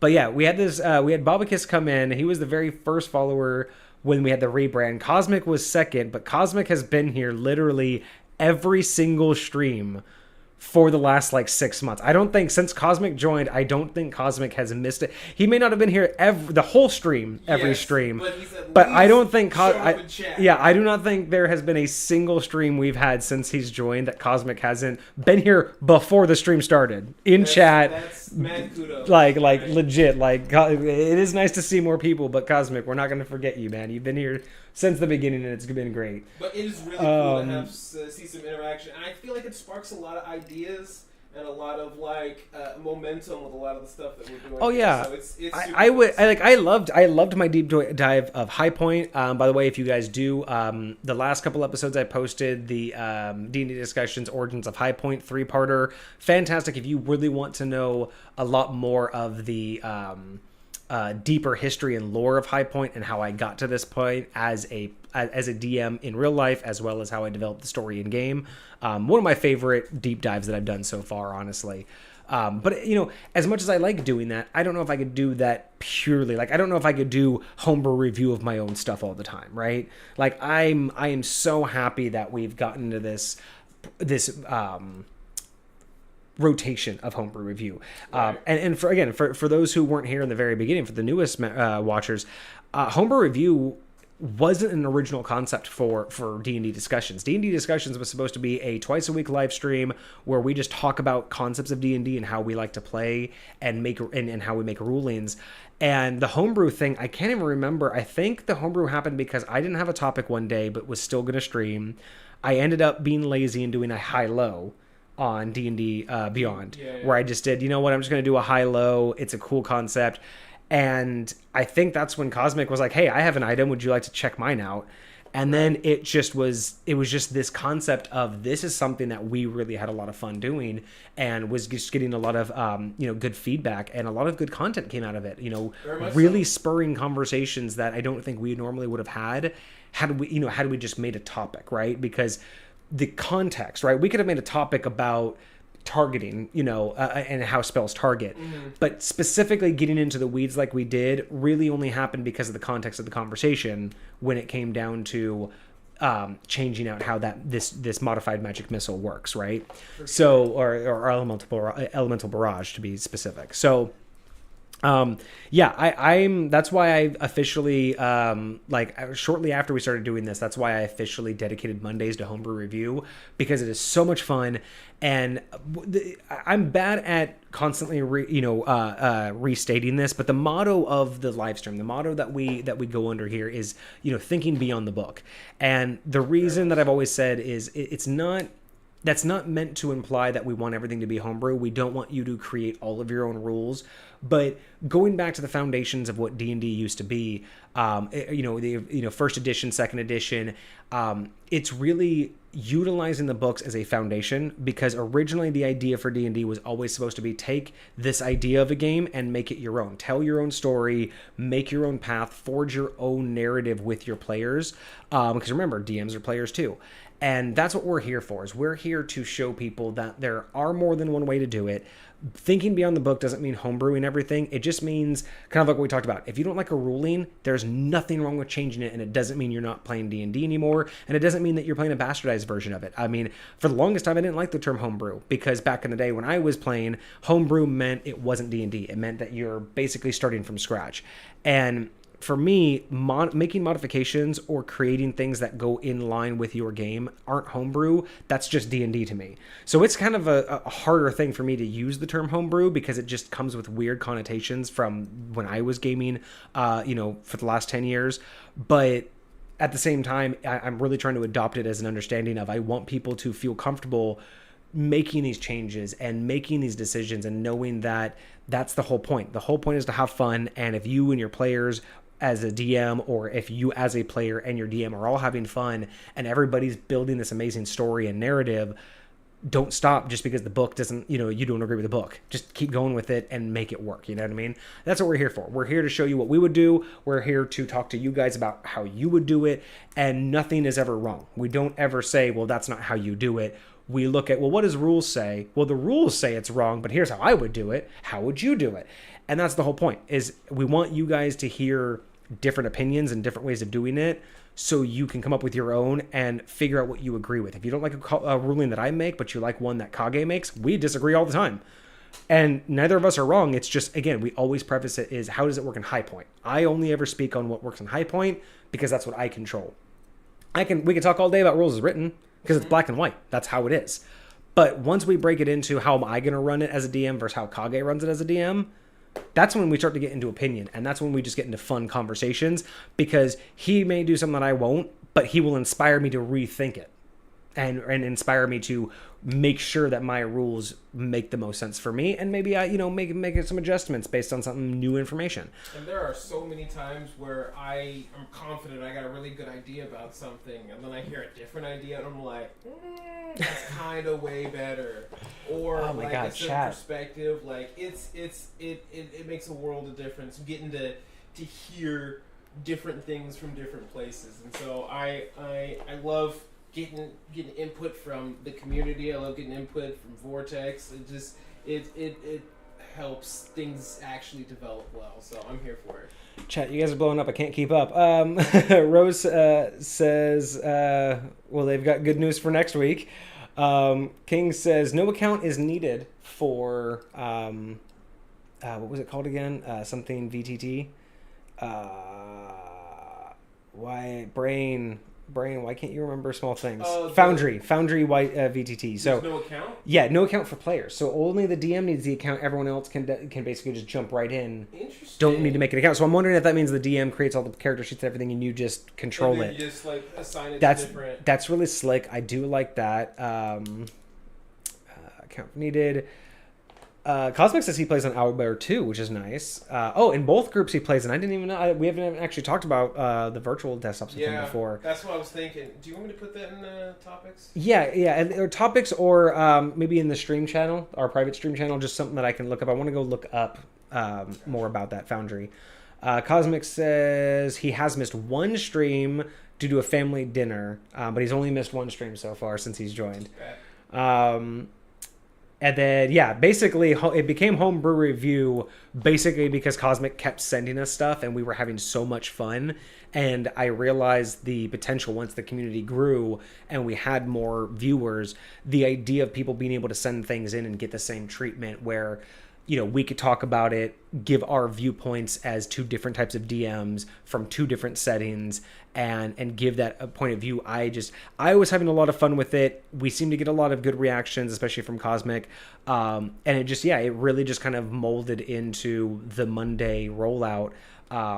Which I think is I'm having so much fun with it. And I think if anything, this is going to be the mainstay of D&D discussions moving forward. There will always be a homebrew review day, and I like Mondays, and then the other days are just kind of like open for those deep dive topics. Right. But I think because if we just did deep dive topics, it's nice knowledge, but that's like in my mind that's future concept for like YouTube content, like video content. Mm-hmm. Whereas homebrew review, I want to be a community thing. I want to have more interaction, like what we're doing right now, getting to really like get everyone talking about it.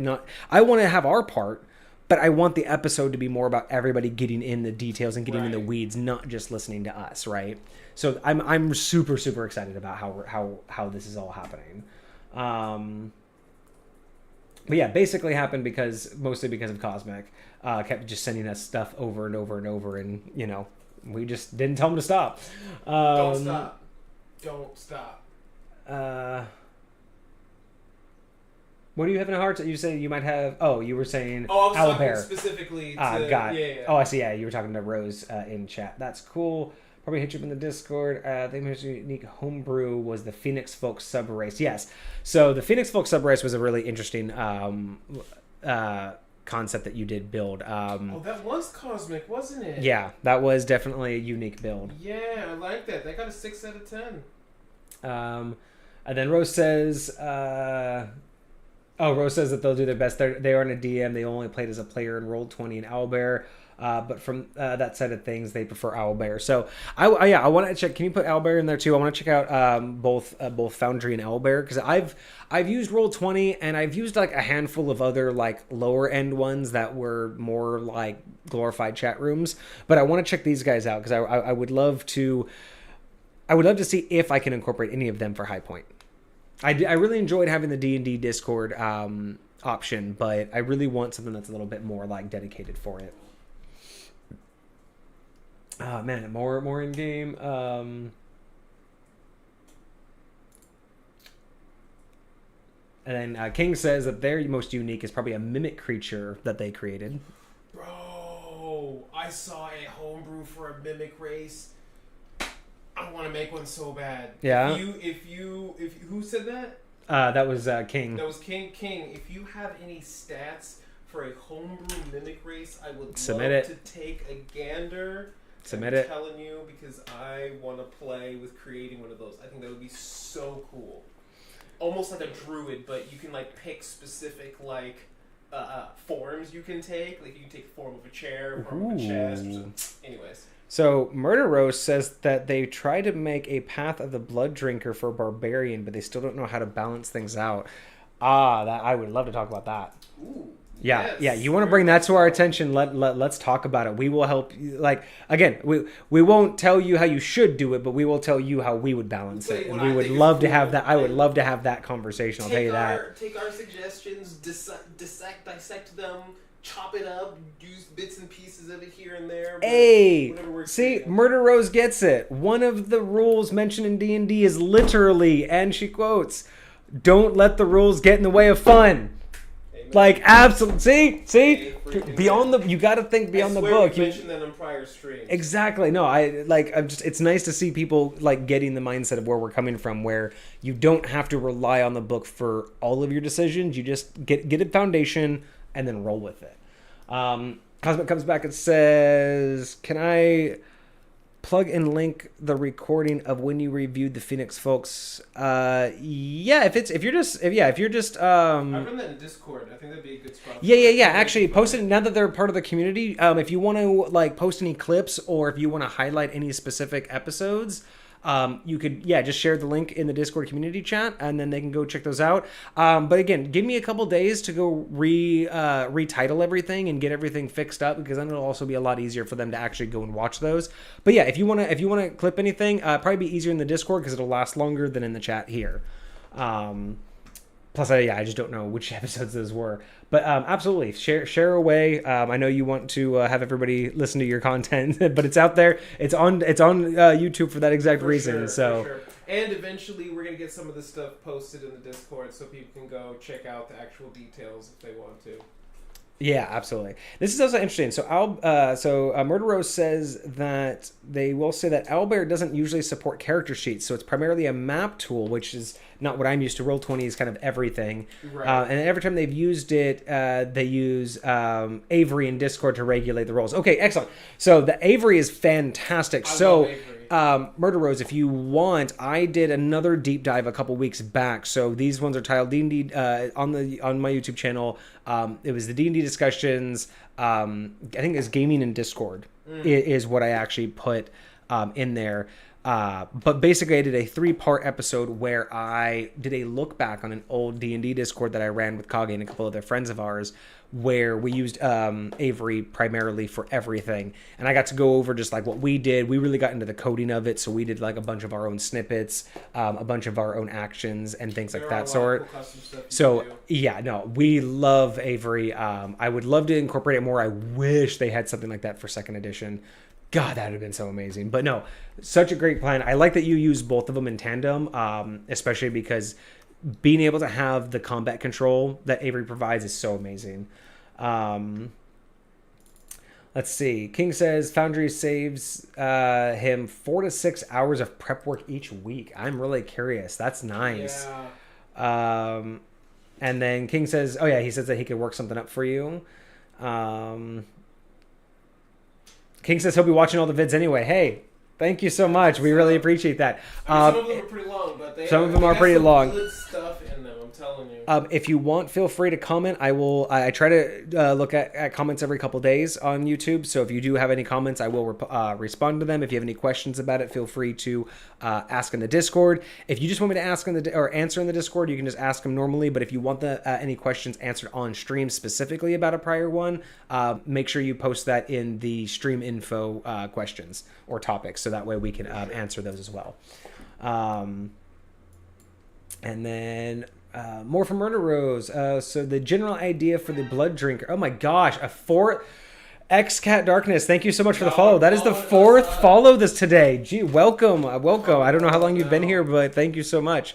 Murder Rose. So the general idea for the blood drinker that they were creating was that if you did over a certain amount of melee damage to a certain creature, you could steal a blood charge. You could use a bonus action to consume a blood charge, giving you scaling temporary HP and giving you specific bonuses against the creature you took blood from. Trying to balance the temporary HP amounts and what bonuses you would get is the biggest struggle. I could totally understand. But the concept that essentially if you do enough damage, you get blood splatter, you drink their blood, and then you're getting like insights or almost boons because of what they are. Oh, I'm so interested. Oh, I want to hear. Send me the write-up, please. I want to talk about this so badly.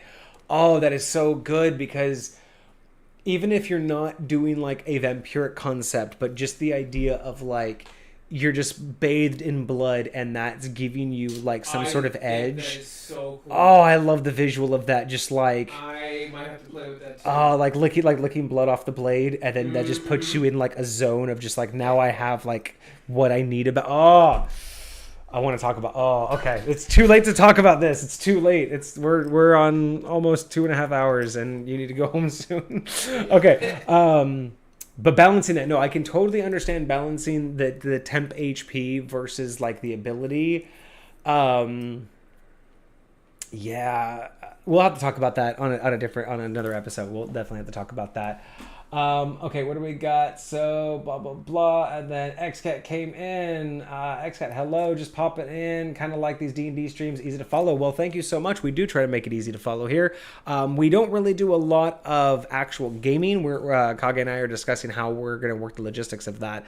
But mainly we just like talking about everything D&D. Mondays we do a homebrew review, and then Fridays I do deep dives on various topics. Just giving our points of view from all of the experience that we've had over the last 10, 15 years of gaming, and just our viewpoints of how we believe the books are good foundations, but not the best place to follow verbatim if you're trying to have more fun, right? Because the books can be a little bit daunting, and sometimes they kill the fun. So you got to change things up in order to make everybody actually enjoy what the narrative is. Right. But we are very happy to have you. Thank you so much for joining. Super here for it. King has a question for you, Kage. What system do you want in wait? You were talking about the. I asked him if he had a write up for his. His I almost said changeling. Mimic class. Gotcha. He's asking like what edition am I looking for it in? Oh shit! If you have a write up in every edition, you send me every edition. So I want to know if you have a different write up for different editions. I want all of them. Please, thank you. By the way, I haven't mentioned this before. I did not mention this to any of the new viewers. By the way, thank you guys so much. I cannot believe we got 4 new viewers. So High Point. So just to let you guys know, as you go through the previous streams and as you see the origins of High Point is actually 2nd edition based. So I am a 2nd edition DM. My primary rule sets are in 2nd, but because of the way that I believe D&D works, I don't believe editions are separate from each other. I believe that they are just basically like DLC. They are add-ons, they are expansions, they are modifications, they are changes, they are improvements across a larger game. So I say that I'm a 2nd edition player because primarily what I will talk about in terms of lore is 2nd edition, like Forgotten Realms based, and prior to Forgotten Realms, and a lot of the rule sets, like my base rule sets, are primarily 2nd, but I do incorporate things from every edition. So I've played all the way back since Chainmail. I've played since I played 1st edition, 2nd edition, and played pretty much everything up. I haven't played 1 D&D yet. That's where I haven't gone to yet. That's the most recent one, right? Yeah, but I incorporate aspects from every edition that I like into my realm. So although I say I'm 2nd edition, you will see 5th edition aspects in my realm, because I do believe that everything is an expansion. So just keep that in mind when you do listen to me talk about things. If you're not familiar with 2nd edition, some of the terminology and some of the aspects that we talk about won't be as familiar to you. But if you are, Thaco. Yeah, Thaco. I use Thaco, which I know a lot of people don't like. I use proficiencies I still do feats though. I have taken feats from 5th edition, but I use proficiencies primarily from 2nd edition, and things like that. So that should kind of frame things better when you do hear me talk versus like Kage, because everyone else pretty much is up to date with 5th edition. Didn't we have another guy that came into our stream the other day that's been DMing since the 80s? King says he's been DMing since 81. Nice. Okay, so old school gamers, so you guys know where I'm coming from. Basically, yeah, I've been gaming for over 10 years now. I've been DMing for like 8 or 9. And I started in 2nd edition. My DM started me off in 2nd edition, but I have played all the way since Chainmail and 1st edition. So I've played all of the editions roughly enough to get a handle on them, know what I like and dislike, and then have basically made High Point into all of those aspects that I enjoy. Trying to get through chat here a little bit more too. So, blah, blah, blah. Murder Rose, I was trying to portray the more bestial version of vampires, like 30 Days of Night. Ooh, okay, that's a great way to approach that. I do like that for the Blood Drinker.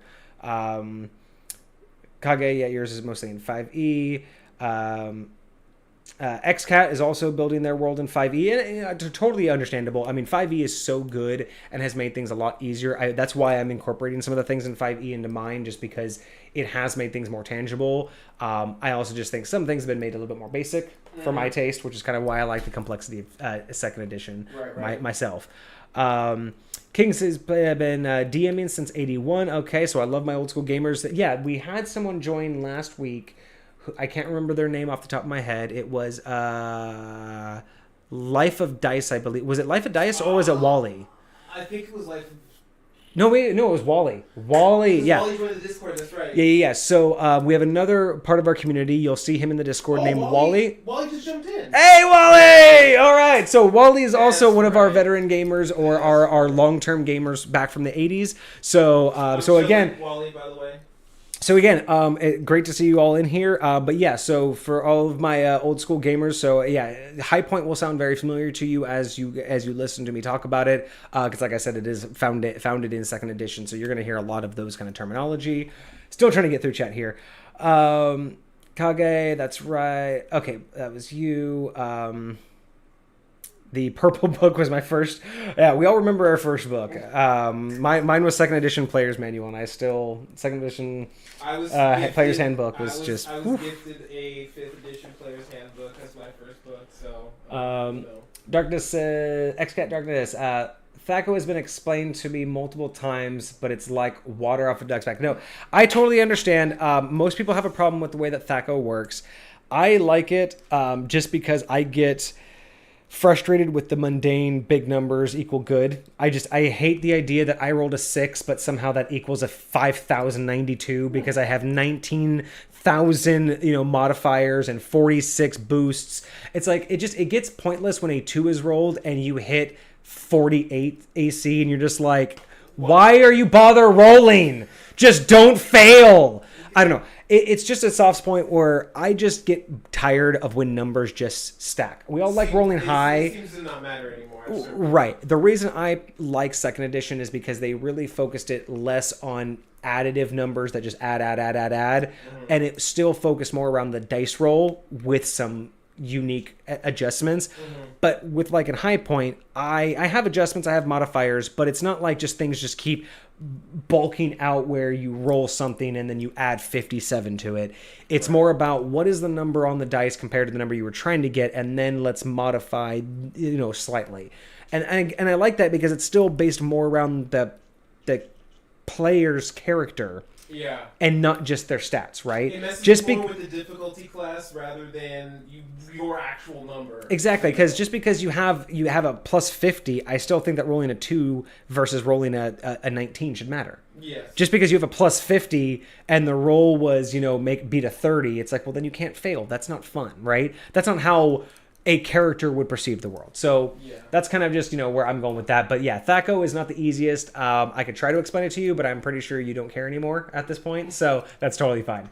You're the only 5e player. I've only played 5e. Oh, you've only played the 5e. Gotcha. Let's see. Oh, that's right, because I was reading Darkness first, and then that was Murder Rose has only played 5e, which is totally fine.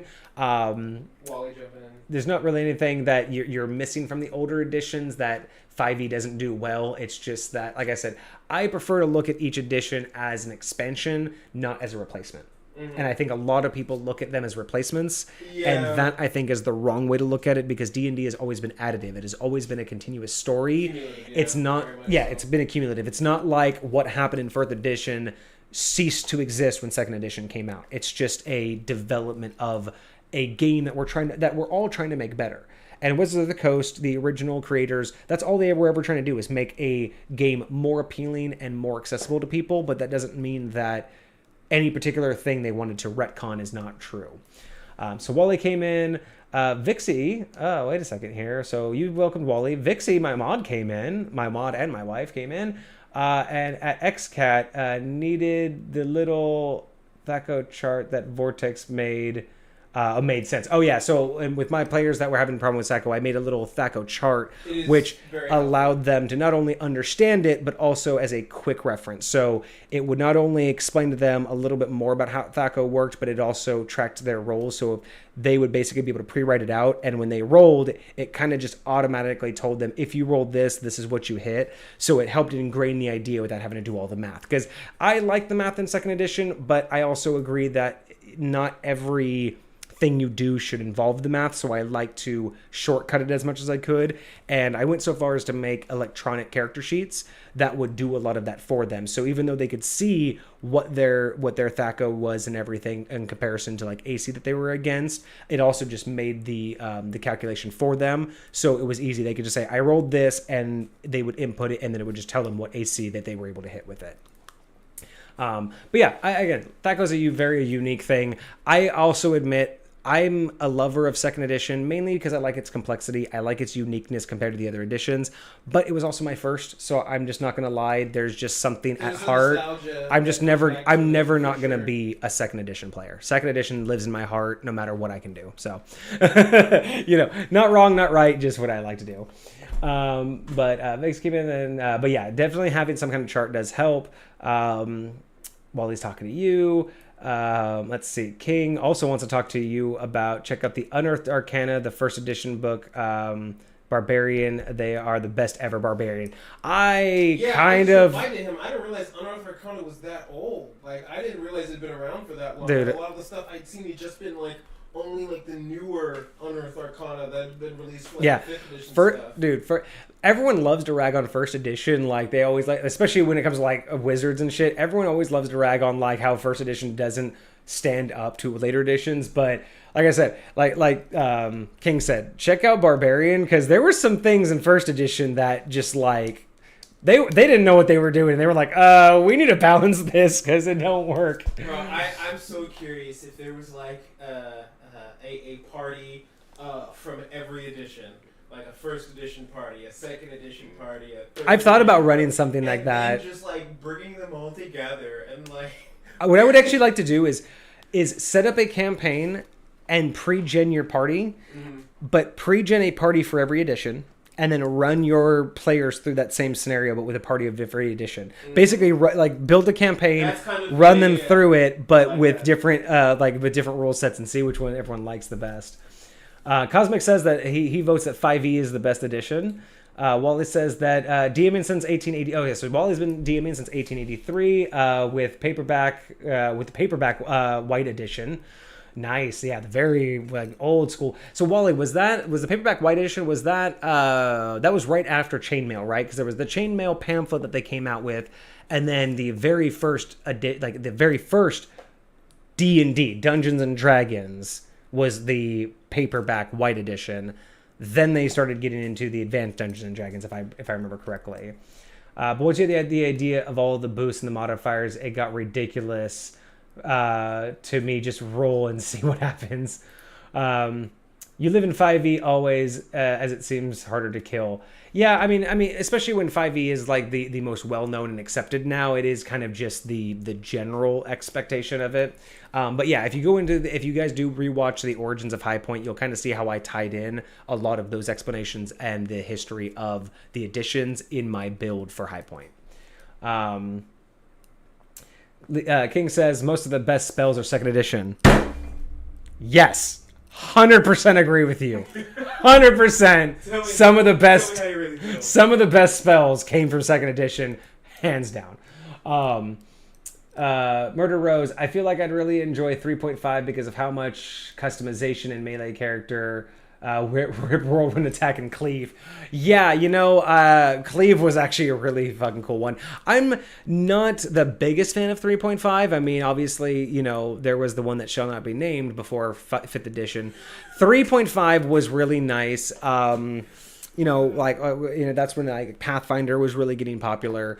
3.5 did a lot of quality of life changes, but I think it also it went a different direction than I really enjoyed in terms of like the character building. I think 3.5 was a great precursor to 5th edition and a great new advancement, and it made a lot of advancements to D&D, but I think it also took away just some of the warm and fuzzies that I got from 2nd edition. You know what I mean? Like some of the modifications were just like, that just feels more mechanical. I relate this a lot. This is just me personally. I relate this a lot to one of my favorite video games from back in the day called Soul Calibur. Oh, I love Soul Calibur. When you play Soul Calibur 2, and like each one of the characters feels like they have their own vibe, their own energy, right? Their own flow to combat, the different unique way that they play. As they continue creating new Soul Calibur games, they change the movesets for whatever reasons, and some of them feel a little bit more clunky, right? Mm-hmm. They don't feel like they flow as well. Like it's just not the same. Yeah. Right? And like that's how I feel about it a lot of the times. Going more through chat. Rip, Scipio, Snake Sigil, second edition DM screen for the win. Unearthed Arcana has basically was like one of the very first like I don't even know what you call that because it wasn't really a module, but like Unearthed Arcana, Forgotten Realms, those were like, I mean, Unearthed Arcana, I think, was a concept back when they were still making like realm space and everything, when they were when they were really getting the foundations. Unearthed Arcana was like one of the like the modules or the rule sets that was like essentially created in first edition. Just out of morbid curiosity, how do you feel about Lance of Disruption? I'm not familiar with it. I believe it is a spell. I've been told I need to stand back after asking you that. I don't know it off the top of my head, so we'll have to, let me get through chat real quick, and then give me and then we'll get a set. So, the first Unearthed Arcana is a hardback, considered the bridge between the first and second edition. Okay, for some reason I thought, I remember it was during the early stages of second. I didn't realize. I thought it was a little bit earlier than second edition, but yeah, kind of the bridge. Next D&D section for Cosmic is next Monday to make up for the missed section that was due to the holidays. While it comes back, second edition, Half-Orc Barbarian with Girdle of Giant Strength and Belt of Elvenkind is most unstoppable barbarian ever. From what I remember off the top of my head, yes, I can see those builds being good. I don't remember all the specifics, but yeah, that would be a pretty impressive build, especially with the Giant Strength. Man, that Giant Strength would just annihilate. XCat, a deadly campaign. Each time your character dies, it moves up a system. Yeah, that would be really interesting. Because, essentially you could consider it getting more powerful each system. King says that he's in dibs on Barbarian. And let's see, Murder Rose. Time travel campaign. The further you go back in time, the further... Oh, so...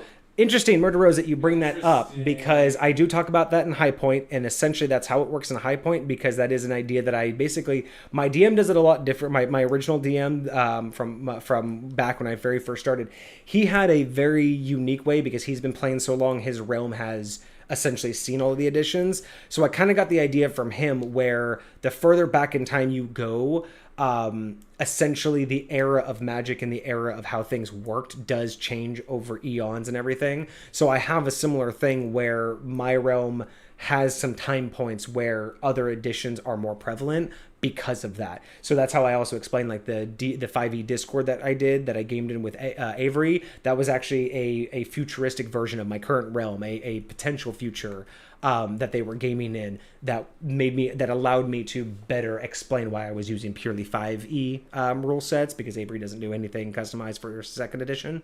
But yeah, no, I love the idea. It's a fantastic idea. I use it, and I think it's actually really, really good. Yes, Chainmail by Gary Gygax himself. Absolutely. Yes. So I loved Chainmail as a concept. I think it was, obviously it spawned D&D, but fantastic. Just being able to just see those. I don't have a copy of it, but man, being able to see the original Chainmail like pamphlet right out was awesome. You said you liked 2D spells. XCat says, say what you will about 5e, but they enjoy that it's technically possible to polymorph someone you don't like into something small and slow, and then put them into a bag of devouring. Never played doing this, but it can be done. Yes, it can be. You'd be surprised at how many things that you could stack in second edition. But yeah, I do like when characters get really, really creative. And then, okay, so yeah, the Lance of Disruption, we'll get that into a second. Spells of Might and Magic. And then one more thing from Wally. High-level Paladin allows to be turned into a gaseous form, then goes into a large glass bottle to be thrown behind the enemy. You just used your Paladin's tank as a grenade. I gotta think of that. Give me 1 second. I gotta step away his chat. Paladin as a grenade. Gaseous form in a bottle. That would be a very interesting concept. So again, I started playing D&D with Vortex, right? And because his realm is primarily second edition, I started off in second edition. So, now granted, I didn't start off as a spellcaster, but my second character that I created in his realm was a bard, and starting to go through and learn like what spellcasting like looks like in this game, it insane. It is so crazy. Just looking at some of these like older spells and like what they can do, like I'm very fifth edition. It's not like, I understand like when he's talking about fourth edition, how it was very like video game style and whatnot. Like I get that concept and that mentality, why it's hard. And I get that, like, even 5th edition, while they went away from it, and it's not exactly the same, a lot of what 5th edition spells are they're meant to be, in a sense, cookie cutter. They're meant to be, repeatable, But at the end of the day, a lot of what you see in a lot of the older editions, from what I've seen, is very much open to interpretation, into creativity, to a new way to do things.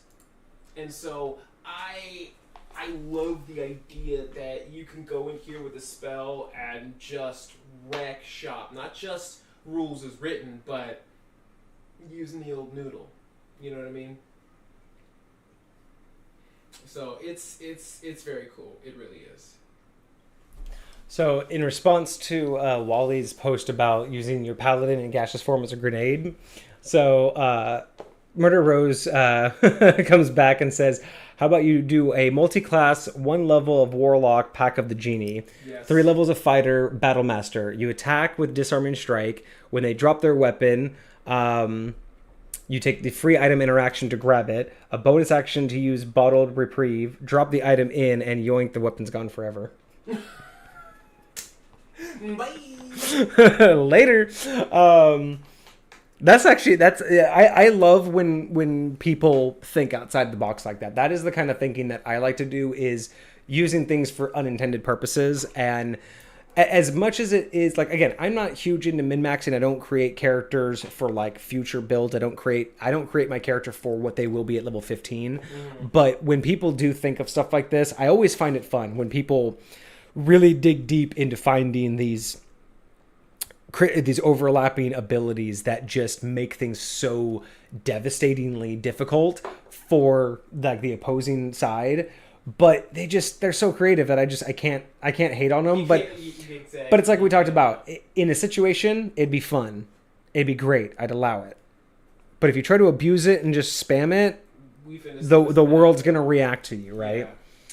XCat, regardless of the edition, people who read the whole spell have the most power. Such facts. That's 100% true. Facts. I cannot tell you how true that crap is, bro. King says, in response to that, it's not the level of the spell, it's the suitable application thereof. And that's 100% true. You can take a cantrip, and using it correctly, man, you could just like absolutely devastate. Destroy. There's a Tabaxi build that can go subsonic/supersonic depending on what size you make the character. Yes, there is. As a monk, bruh. Because the speed just... Bruh. You just keep doubling it and doubling it and doubling it. You double it with your action. You double it with your bonus action. You double it again with your feline agility. It's just stupid. You just go out of your freaking mind. It's all bad. It's all bad. Well, it says everything has a loophole to be exploited.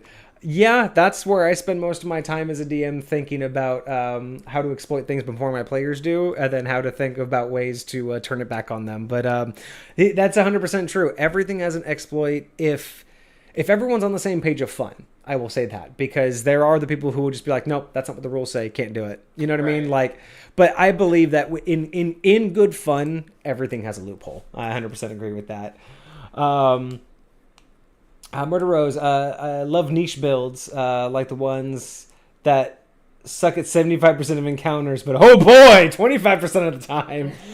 And those ones are also fun too. Like, again, I like, those are the times where it's like, I think when people are playing their characters properly, when it's like, hey guys, I'm sorry, I'm not very useful, but that's not what I'm like designed for. Mm-hmm. And again, if it's part of the character build and it's all encompassing, that's fine, right? Not every character build is going to be useful in every situation. But again, it's just one of those things. If you have that player that's being a dick, that's like, nope, I'm only building this because this is what I want to use, and I'm just waiting to use it, and that's all they care about.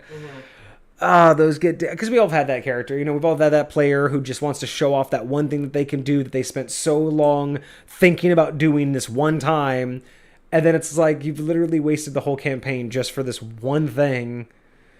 Yeah, it becomes more about the thing and less about your character, and it's like, what are we just here so you can show off, or are we here to actually and the worst part is those are the worst players where when it doesn't work, they're the ones who get all butthurt and then want to leave the campaign because their big shining moment got ruined by a roll of a 1, and they're like, that's not fair. Be like, it's a fucking dice roll, pal. It's not supposed to be fair. This is where it comes down to a lot of times managing expectations, because, you know, if you rock into this campaign, like, assuming, believing, feeling like, hey, I should get to be whatever uber powerful mega whatever person that I want to be, and then you don't get that, then yeah, you're gonna be mad. But, you know, if we're just here to, like, have a good time and explore and play and all that stuff, then yeah. Well, it makes a good point in the Discord. He says that Unearthed Arcana made it possible to set up all the lore in a homebrew correctly, in his opinion.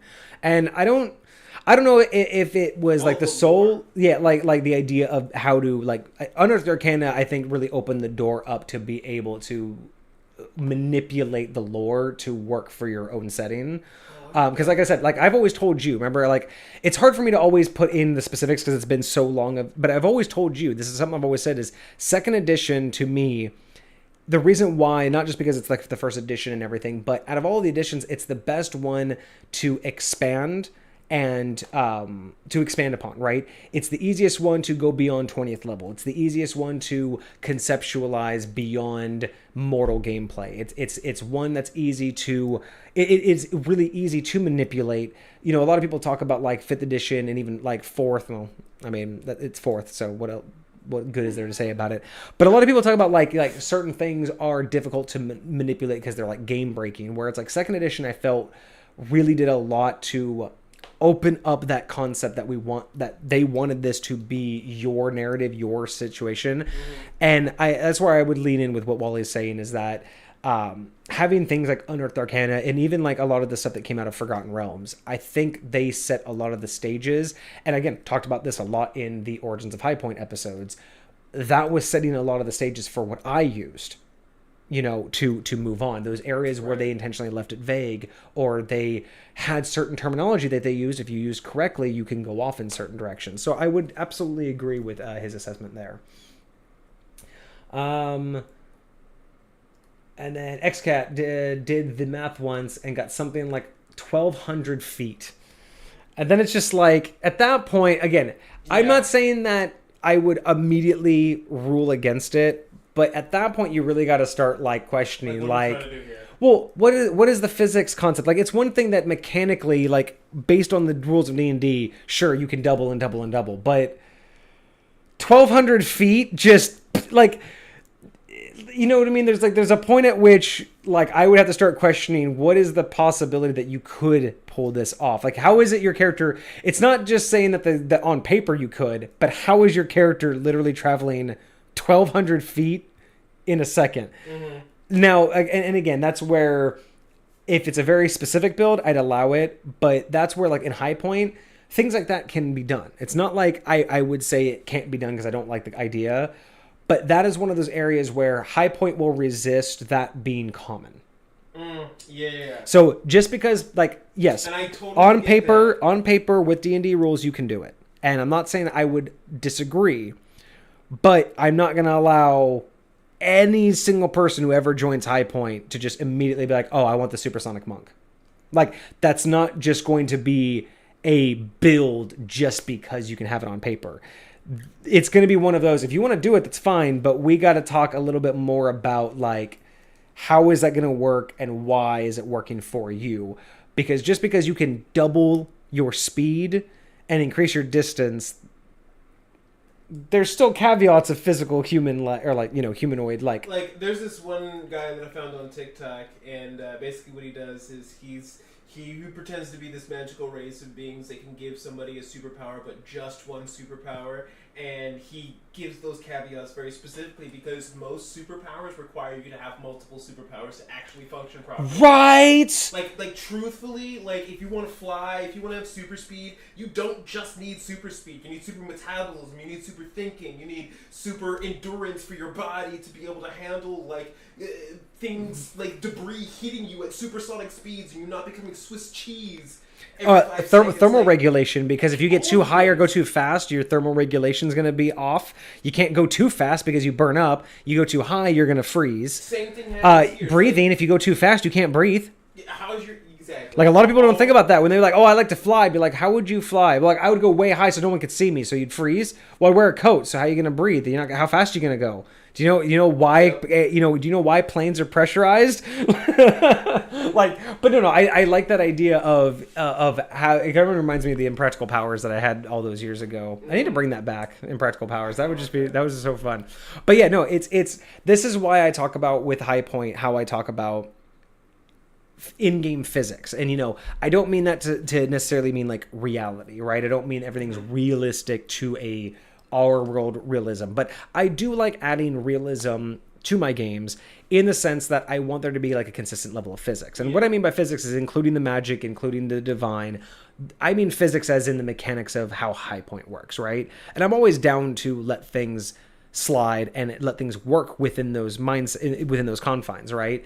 But again, the idea that if anybody can create a monk and any monk can become this supersonic monk, we talked about this earlier in the episode. The idea of I don't like the cliche mindset, but if you can do it, so can everybody else. So if it's just a thing that anyone can be without any issue, why isn't there an entire clan, an entire race, an entire army of supersonic? Like literally, why doesn't the BBEG just send 100 supersonic monks against you? Why not? Why isn't every assassin ever hired a supersonic monk that would never be detectable? It's one of those things where I love the ideas and I would absolutely love someone to play it and have a justification. Mm-hmm. But I stop short of the 5e, like you were talking about. 5e's kind of cookie cutter. Any build you see in 5e that someone else makes, you can basically make it in any game you want.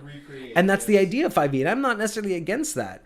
But I like, with High Point, I like there to be a story behind the character, not just a build.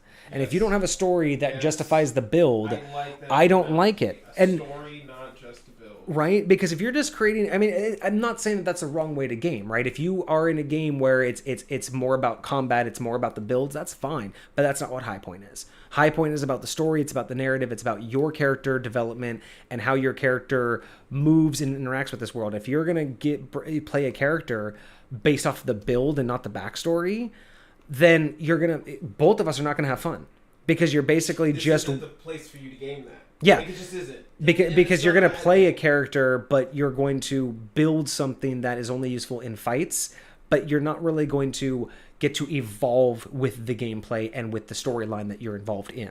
Yeah. At least the way that I play. So that's where it's like, I love these ideas, I love listening to them, but every time I hear them and I like them, I'm like, caveat, this could only exist like once or twice in High Point. Right. You know what I mean? And I'm not saying that I would only let one supersonic monk exist, period, but there's going to have to be some uniqueness to the two of you, right? It's not just going to be, I take these feats, therefore this is what I get. It's going to have to be, why do you get it and why are you different than this other person who got it? And how do you use it? Like we talked about with Doft. You know what I mean? Like using your bending powers, not just for these static, I can make a wall that's 5 feet tall. Yeah. I can throw a rock that's 1 foot or 1 pound in weight. We didn't make these concepts really of about being able to play with this character. Right. Well, because I looked at it from the point of view of like, we could have made a cookie cutter class that was a earthbender, and we kind of have. We've kind of leveled up the benchmarks, but I didn't want to create here's the, at level 1 you get to do this action, and at level 2 this action, because that's not how you learn bending. Not from where we modeled it off of, and not out of how High Point would make it. Bending is an art form. It is not a magical scroll that you're reading. It is not a recipe. It is a blending of your martial arts and infusing those movements with the weave in order to manipulate the elements around you. So you coming up with the idea of you wanted to be better at parkour. So the idea that you were able to manipulate dust and sand around your area, and as you're parkouring up a wall, strategically place the sand up on the wall so it gives you more of a friction point to climb up faster and higher. You know, being able to grab a ledge and put a little bit of sand there and make the sand not movable, so you have a sandpaper-like grip. Yes. Those are unique ideas that I didn't want to say, yes, every bender class now gets this parkour option. That was something unique to Dovd, because Dovd was using that as his mode of transportation. That was how Dovd was. And so he used his bending powers to better himself, his situation, right? That's how I like to approach these like unique ones, right? It's, why did you come up with that? Why did your character need this ability? Why are you a supersonic monk, right? What led you to want that? What led you to get there? And how did you get there? Those are the things I like to build in the story, because that's what makes that narrative. Not just, I wanted it because it sounded cool, so it's on paper, right? That doesn't tell me anything about your character. And how fun is that of being, oh yeah, I just do this just because I can. I just learned it one day, so I do. I'm not, yeah, that's it. I'm just a parkour expert. I'm a master at parkour someday. I just randomly learn how to flip, and next thing I know, here I am. You know, it feels lackluster. It feels just blah. Wow, we got more chat. I keep looking away, and then there's just crap tons of more chat. I'm telling you, you're gonna have to run through it quick. Let's see. So blah blah blah. Like the feather fall and gust of wind. Oh yeah. So Wally was saying like how you mix things together. So using feather fall and gust of wind. 100% agree. Like yes, those are things I would absolutely approve of if used creatively. You know what I mean? And in the right situations. Murder Rose. My DM makes mistakes of giving my Tabaxi Warlock the illusionist bracers. The party quickly began to call her the Catling gun. Oh, that's fantastic. Freaking fantastic. King says, don't forget the spell description, please. I don't know what that was in reference to. It might be in reference to the Lance of Disruption. Oh, right. We do have to go over that here in a sec. Let me try to catch up with chat real quick. So, XCat, you were there unrestrained by D&D lore. Their setting is high magic, magipunk, fantasy, futurism. Personal opinion is that it just make what you want when making your world. The world doesn't have to be some narrow vision of a fantasy some people like to think it is, and that's 100% true. Like the idea of creating your setting and using D&D as a foundation is really just using the mechanics and the rule sets. The setting and the lore make no difference whatsoever. Whether you use anything that was created by Wizards of the Coast or anything of within the D&D pantheon, that is all just superficial details about your organization and the setting that you want to play in, right? Those are the details about where your characters are traveling, the types of people they're interacting with, the types of environment they have to interact with, right? But the story is more important than the setting, right? The setting elevates the story. But I could tell you walk into a dark house and you are immediately, met with somebody in what looks like a uniform, and they tell you that there's been a murder and no one can leave the house. Like, I can explain this whole thing and never tell you when or where you are. Mm-hmm. I could give you all of this and never explain what's outside those doors. I could never explain what your histories are, and it wouldn't matter, right? Because you're in a murder mystery now. The setting should only enhance the story. The story shouldn't be beholden to the setting. Right.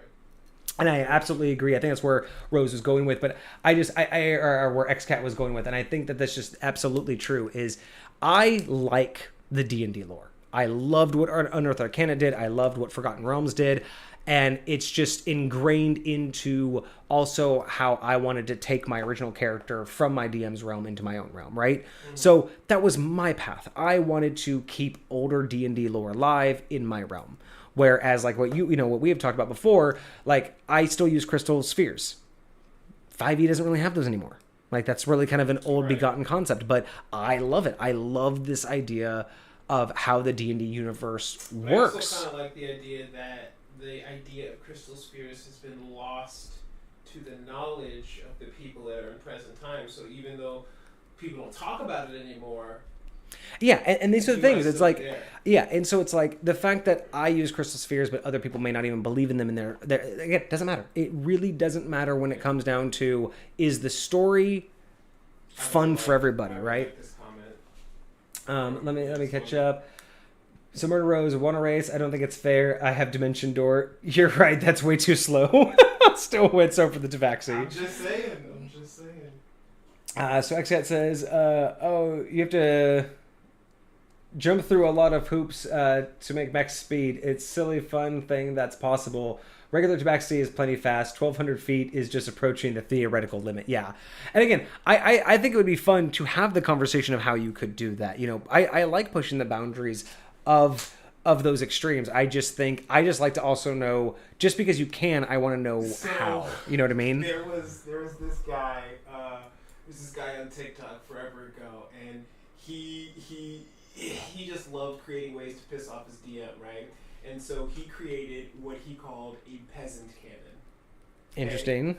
And basically what it was, because like a round is hypothetically or a turn is like hypothetically 6 seconds, right? Mm-hmm. So a round is like what the whole round is 6 seconds. So like, well, other way around. One round is 6 seconds. One turn is yes, yeah. A round is 6 seconds. A turn is a minute or whatever.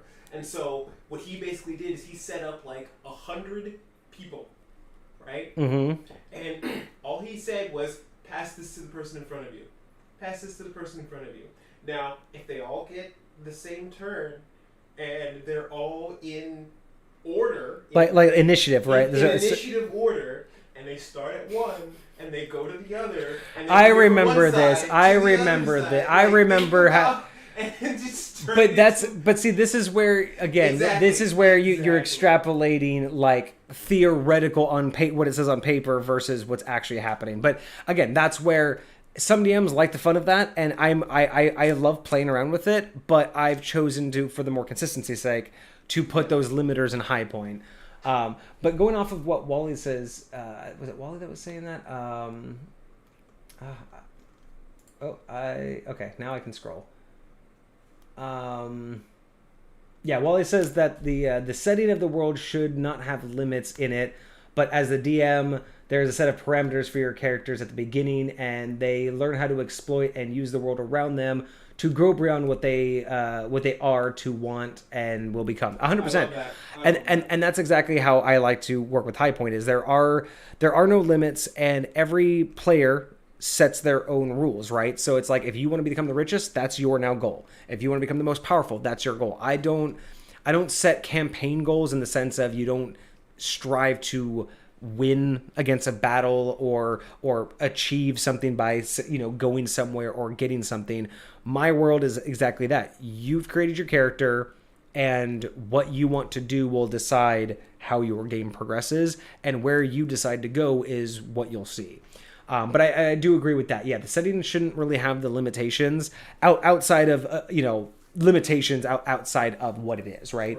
But yeah, the setting really should just be the icing on an already fulfilling cake, right? The setting is just there to give you more sustenance to work with, but at the end of the day, that story, that narrative that you guys are doing, I always think that's like the most important thing to do.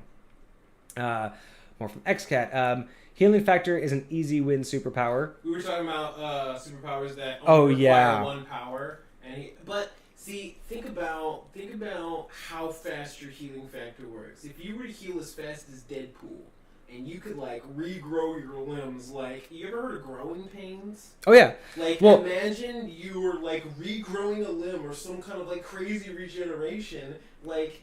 That could be pretty. It could be painful. It could be painful. You could also look, and then you also got to look at if you want to get like really serious, the cost benefit, right? Where is all that material coming from?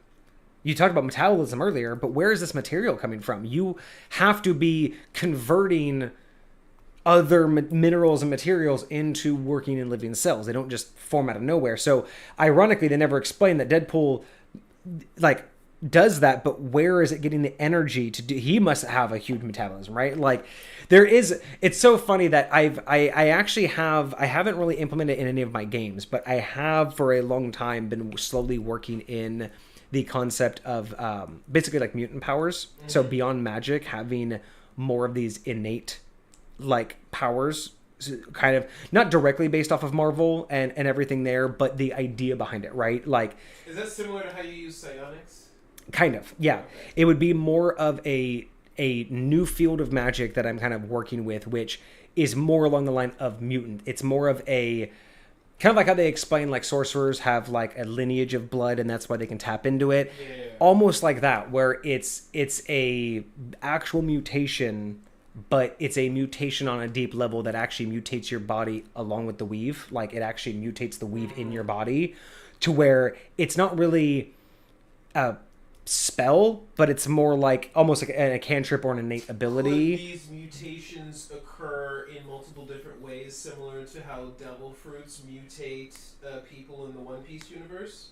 I don't know enough about that. So basically what happens is you eat this fruit and you get a superpower, but you also get a drawback. Like, so One Piece, he ate this fruit and he basically became a rubber man, and he can use his powers a whole bunch of different ways. But everyone who eats a devil fruit, the downside is you cannot swim in the ocean. And basically, being in the ocean is practically like what kryptonite does to Superman. Instant death. And like, not instant, but it like drains your strength. Like, you'll sit there and you'll drown, but you also can't use your powers. Like, you just don't have So that's interesting, because I do have another rule set that I've incorporated as well for different level of powers, and these just come from different sources, whether or not you're making pacts with deities or whatnot. But suddenly I can't remember the anime name. I had it in my head, now I can't. Yeah, but it is similar to that, where everybody, like, there are certain people that there's like a big giant cataclysm that happened, whole place disappeared, they put a wall around it, and then after that happened, people started emerging with powers, and these powers always came with a downside. So like you could do something, but you had a compulsion immediately following the use of the power. Like in order to use the power, you had a compulsion. So like one person's power, they would use it, but they had like a laser beam eyes, but then they would have to like dog ear a page of a novel, every page of a novel. They cannot do it. Their entire life says they have to do this in order to fulfill that need. Someone has to like stack books. Someone has to smoke a cigarette. Someone has to down a beer. These are all costs for their powers, but their powers are just like variety. One guy, he has the power of gravity. He can literally manipulate gravity, fly. He has anti-gravity, but he has to break a finger in order to use his power. His compulsion is after he's done, he has to sit there and break one of his fingers. I forget what the anime is, and it's such a great anime, and I'm so mad about it. But it's one of my favorite animes, and I incorporated that. This is an anime. Yeah, there's an anime that has this, to where everyone these creatures have these powers, but they all have a cost. And yeah, it's a fascinating anime. I forget the name of it. Murder Rose, are you saying My Hero Academia is the anime? Because I think that's a different. That's not. Yeah, it's not My Hero Academia. This one was. It's something about like. Oh yeah. I'm gonna have to look it up later, but yeah, no, it's a great anime, because I remember there's like one of my favorite powers was a guy can like touch something, and anything else he essentially can see or think of, he can swap its place. So he can he'll on one episode he touches the brick wall and looks at somebody, and then the next thing you see is he puts his hand away and there's a beating heart inside the brick wall with bricks gone, and you see the dude just drop. So he can just literally he can just swap places like that. One person's power is they can essentially make hearts explode. I'm so mad I don't know what movie this is from, but I swear I saw it on TikTok and I want it so bad. There's this dude and he has this item, and I think it's the item's power, not the person's power. But he has this item, and basically anything he says is where it goes. And if someone's holding it, they go with it. So basically, he has this thing. Say it's my cell phone. And if I'm holding the cell phone, and I say outer space, then both the cell phone and me will go to outer space. But if I hold it in an open hand like this, and I say, Hitler's brain, then this will appear in Hitler's brain. That's weird. That's interesting. It's so crazy. The anime I was thinking of is Darker Than Black. Darker Than Black. Darker Than Black is the anime that I was thinking of. Fantastic anime. Has some, yeah, Darker Than Black, amazing anime. Really convoluted storyline, but yeah, basically everyone has powers that have costs associated. So that does exist. There is, it's not really playable as a playable race. It's just more of I want that in there for now. I've added so much from anime that I really like that I just haven't gotten a chance to fully flesh out yet. But yeah, that Darker Than Black was the one that I was thinking of. So let's get back to comments because we have so many comments from you guys. Thank you so much. We're gonna have to figure out a better way to handle chat because this is just getting crazy. One of these days we're gonna have so much comments that we can't keep up with all of them, but we're gonna try to keep up with as many as we can for now. Healing factor. Wally, problem with the world is that you have to start out. Okay, so Wally says the problem with his world that he's building is that you have to start out as human on Earth in 1580, and you will learn of the galaxy at large all of a sudden. I do like his concept about like. So remember, yeah. So his concept is like it's 1580. It's just the division between like religion and science starting to form up, and then like someone crashes on Earth. And then they discover basically like all of the races are basically just different creatures from different planets. So it's like the D&D lore, but more space oriented. And I like the idea of passing it in the era of like science and religion, and then like having this kind of thrust upon them with like a magiciness to it. So I do like this concept here. Very cool. And then asks if do I use Psionicist? Yes, actually, one of my favorite characters I ever played was a Psionicist. And Vixie, my wife, also plays a Psionicist in my realm along with Kage's Bard character. Psionicist, second edition Psionicist is hands down my favorite class. Like, out of everything that you can get crazy with, I just... Building a proper Psionicist is so devastating that I would try to put up a very good Psionicist against a lot of different builds. Catling Gun is amazing. XCat also says that they're building a setting because it's a place for all of their art. Eventually running the game. Yeah, no, we love D&D art. We actually have a channel specifically for any self-created artwork. We do have a different channel for just like, artwork that like, inspires you. But if there's any specific artwork that you've created that you want to share, we do have a channel in the Discord just for that. Let's see. So Murder Rose wants to gave an explanation of the Supersonic Monk. If they were to build it, it'd be something odd.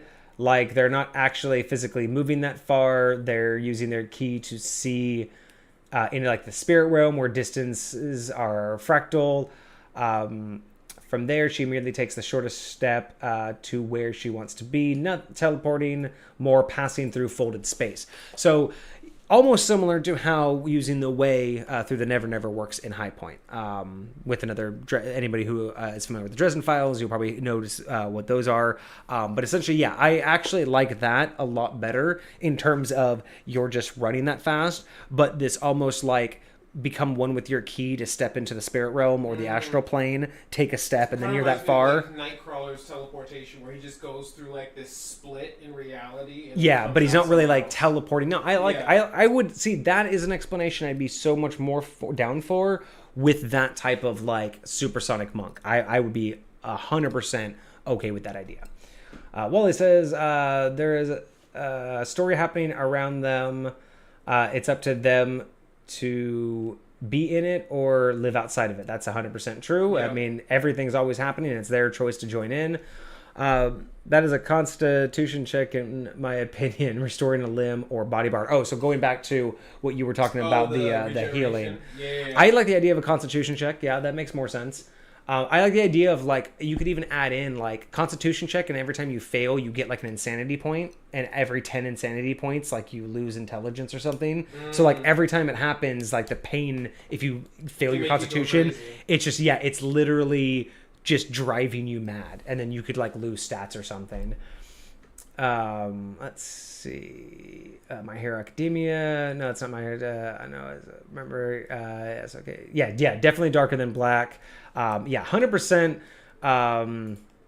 Darker Than Black was such a fantastic concept, like just like the interior of like the dead zone, the experience or the emergence of the powers and everything. I posted in Discord. If anybody knows where I can watch that, please. You would. I'm surprised you haven't. You would really like Darker Than Black. I might have to go see if Lucifer can. Oh, I guarantee he probably already has it. You should check Plex already. You should check his Plex. I guarantee he has it. And then XCat, have we seen Asian anime? I want to say I've heard the name. So I gotta look it up because sometimes I'll see it by the thing. I want to say I've skipped that one. Oh, yep, nope. Demi-Human. Okay. I want to say I watched like an episode and I kept it on my watch list and never got back to it. But yeah, that the Raps dude immediately recognized that. I can't even remember when I did watch it, so I don't even remember anything. Is this really like partial cyborgs? I don't even remember. Watch this, so.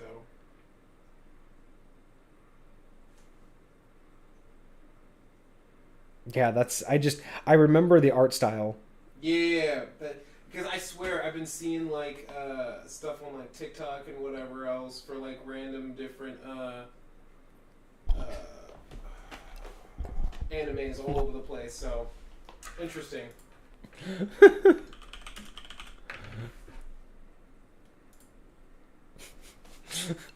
You asked them to hoot it up, so I had to. I said what? You said hoot it up. Oh, I said hoot it up? Hoot hoot, motherfuckers. Well, let's hoot it up then. Okay. Let's see. So, Murder Rose always tried to make characters that make sense. We love that here. We're always about like creating the characters. Like the monk is a boxer who wears a leather jacket. Her activating her astral self arms is her struggling off the leather jacket, and the spectral arms of her mentor fill in to fight alongside her. Ooh.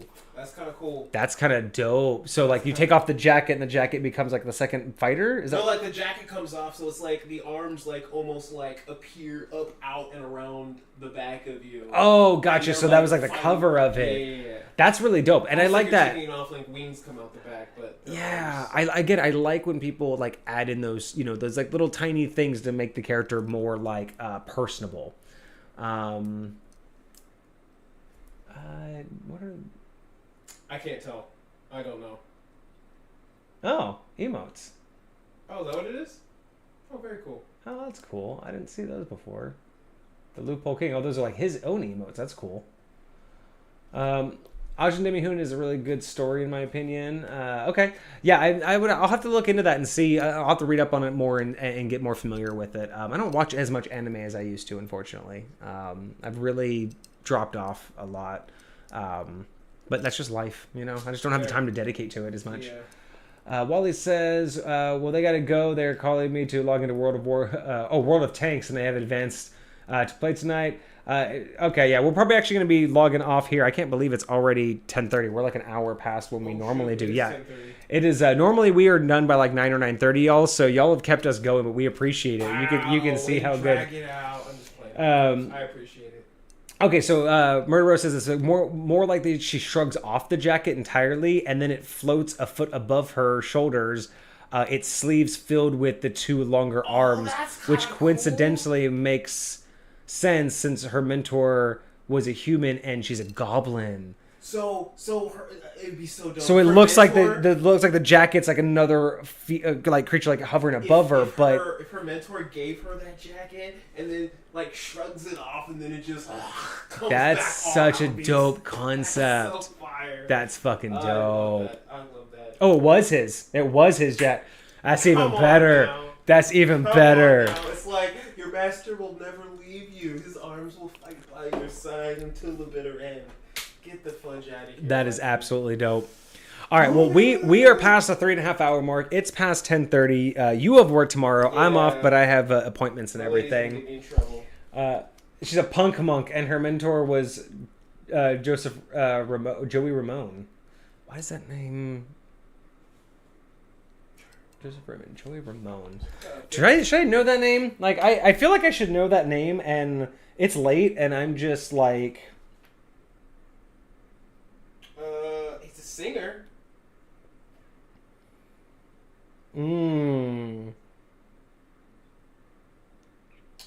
He's a punk rock singer. Okay, it makes sense that he's a punk rock singer. Oh, okay. That's dope. That's super dope. Oh, it's from the Ramones. Duh. Why didn't I recognize that right off the name of his, like, right out of the gate? I should have realized.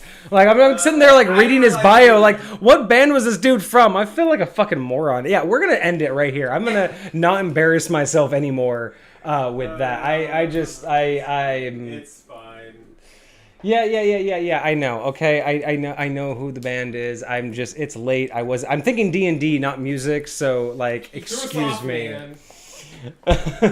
All right. Well, I think we're going to call it there.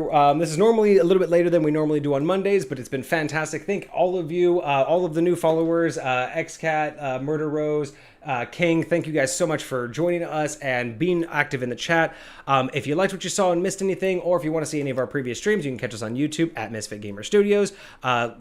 Links also in our Discord. If you want to join the Discord and join the community, submit ideas for us to talk about, or if you have questions for us, you can go ahead and do that with our Discord. Otherwise, join us on Friday for our new streaming schedule, Mondays and Fridays, 7 p.m. Pacific Standard Time, where we will discuss D&D discussions. Mondays are homebrew review, and then Fridays are deep dives.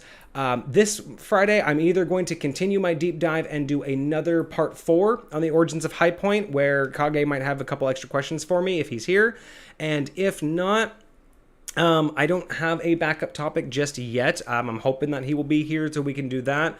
But Friday is also a little bit crazy because we actually have...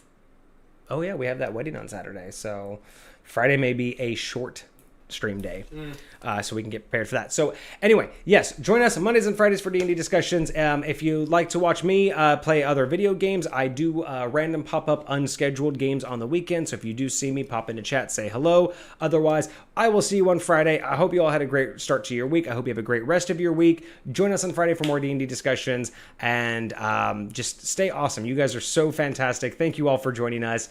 Thank you all for following. We are on our way to affiliate, and that just felt so awesome to just like get all of that tonight. And thank you all again so much for being in chat, being interactive. We want that. That's exactly what this community is for. We want to hear from you. We want to know what you guys are building. We want to know your opinions. I'm going to try my best to keep up with chat as much as I can. As we get bigger, it will be harder and harder. But please keep the information coming. Please keep the ideas and opinions rolling. No one's ever wrong here. The whole point is that if you're enjoying the game, that's what we're here for. Beyond the Book isn't about making something that's right or wrong. It's about taking something that you enjoy and making it more fun for you and your friends. And that's all what we're here for. So if you like that, come join us. Stay with us. Be awesome. Have a great rest of your week. We're going to call it a night here. Thank you guys so much again.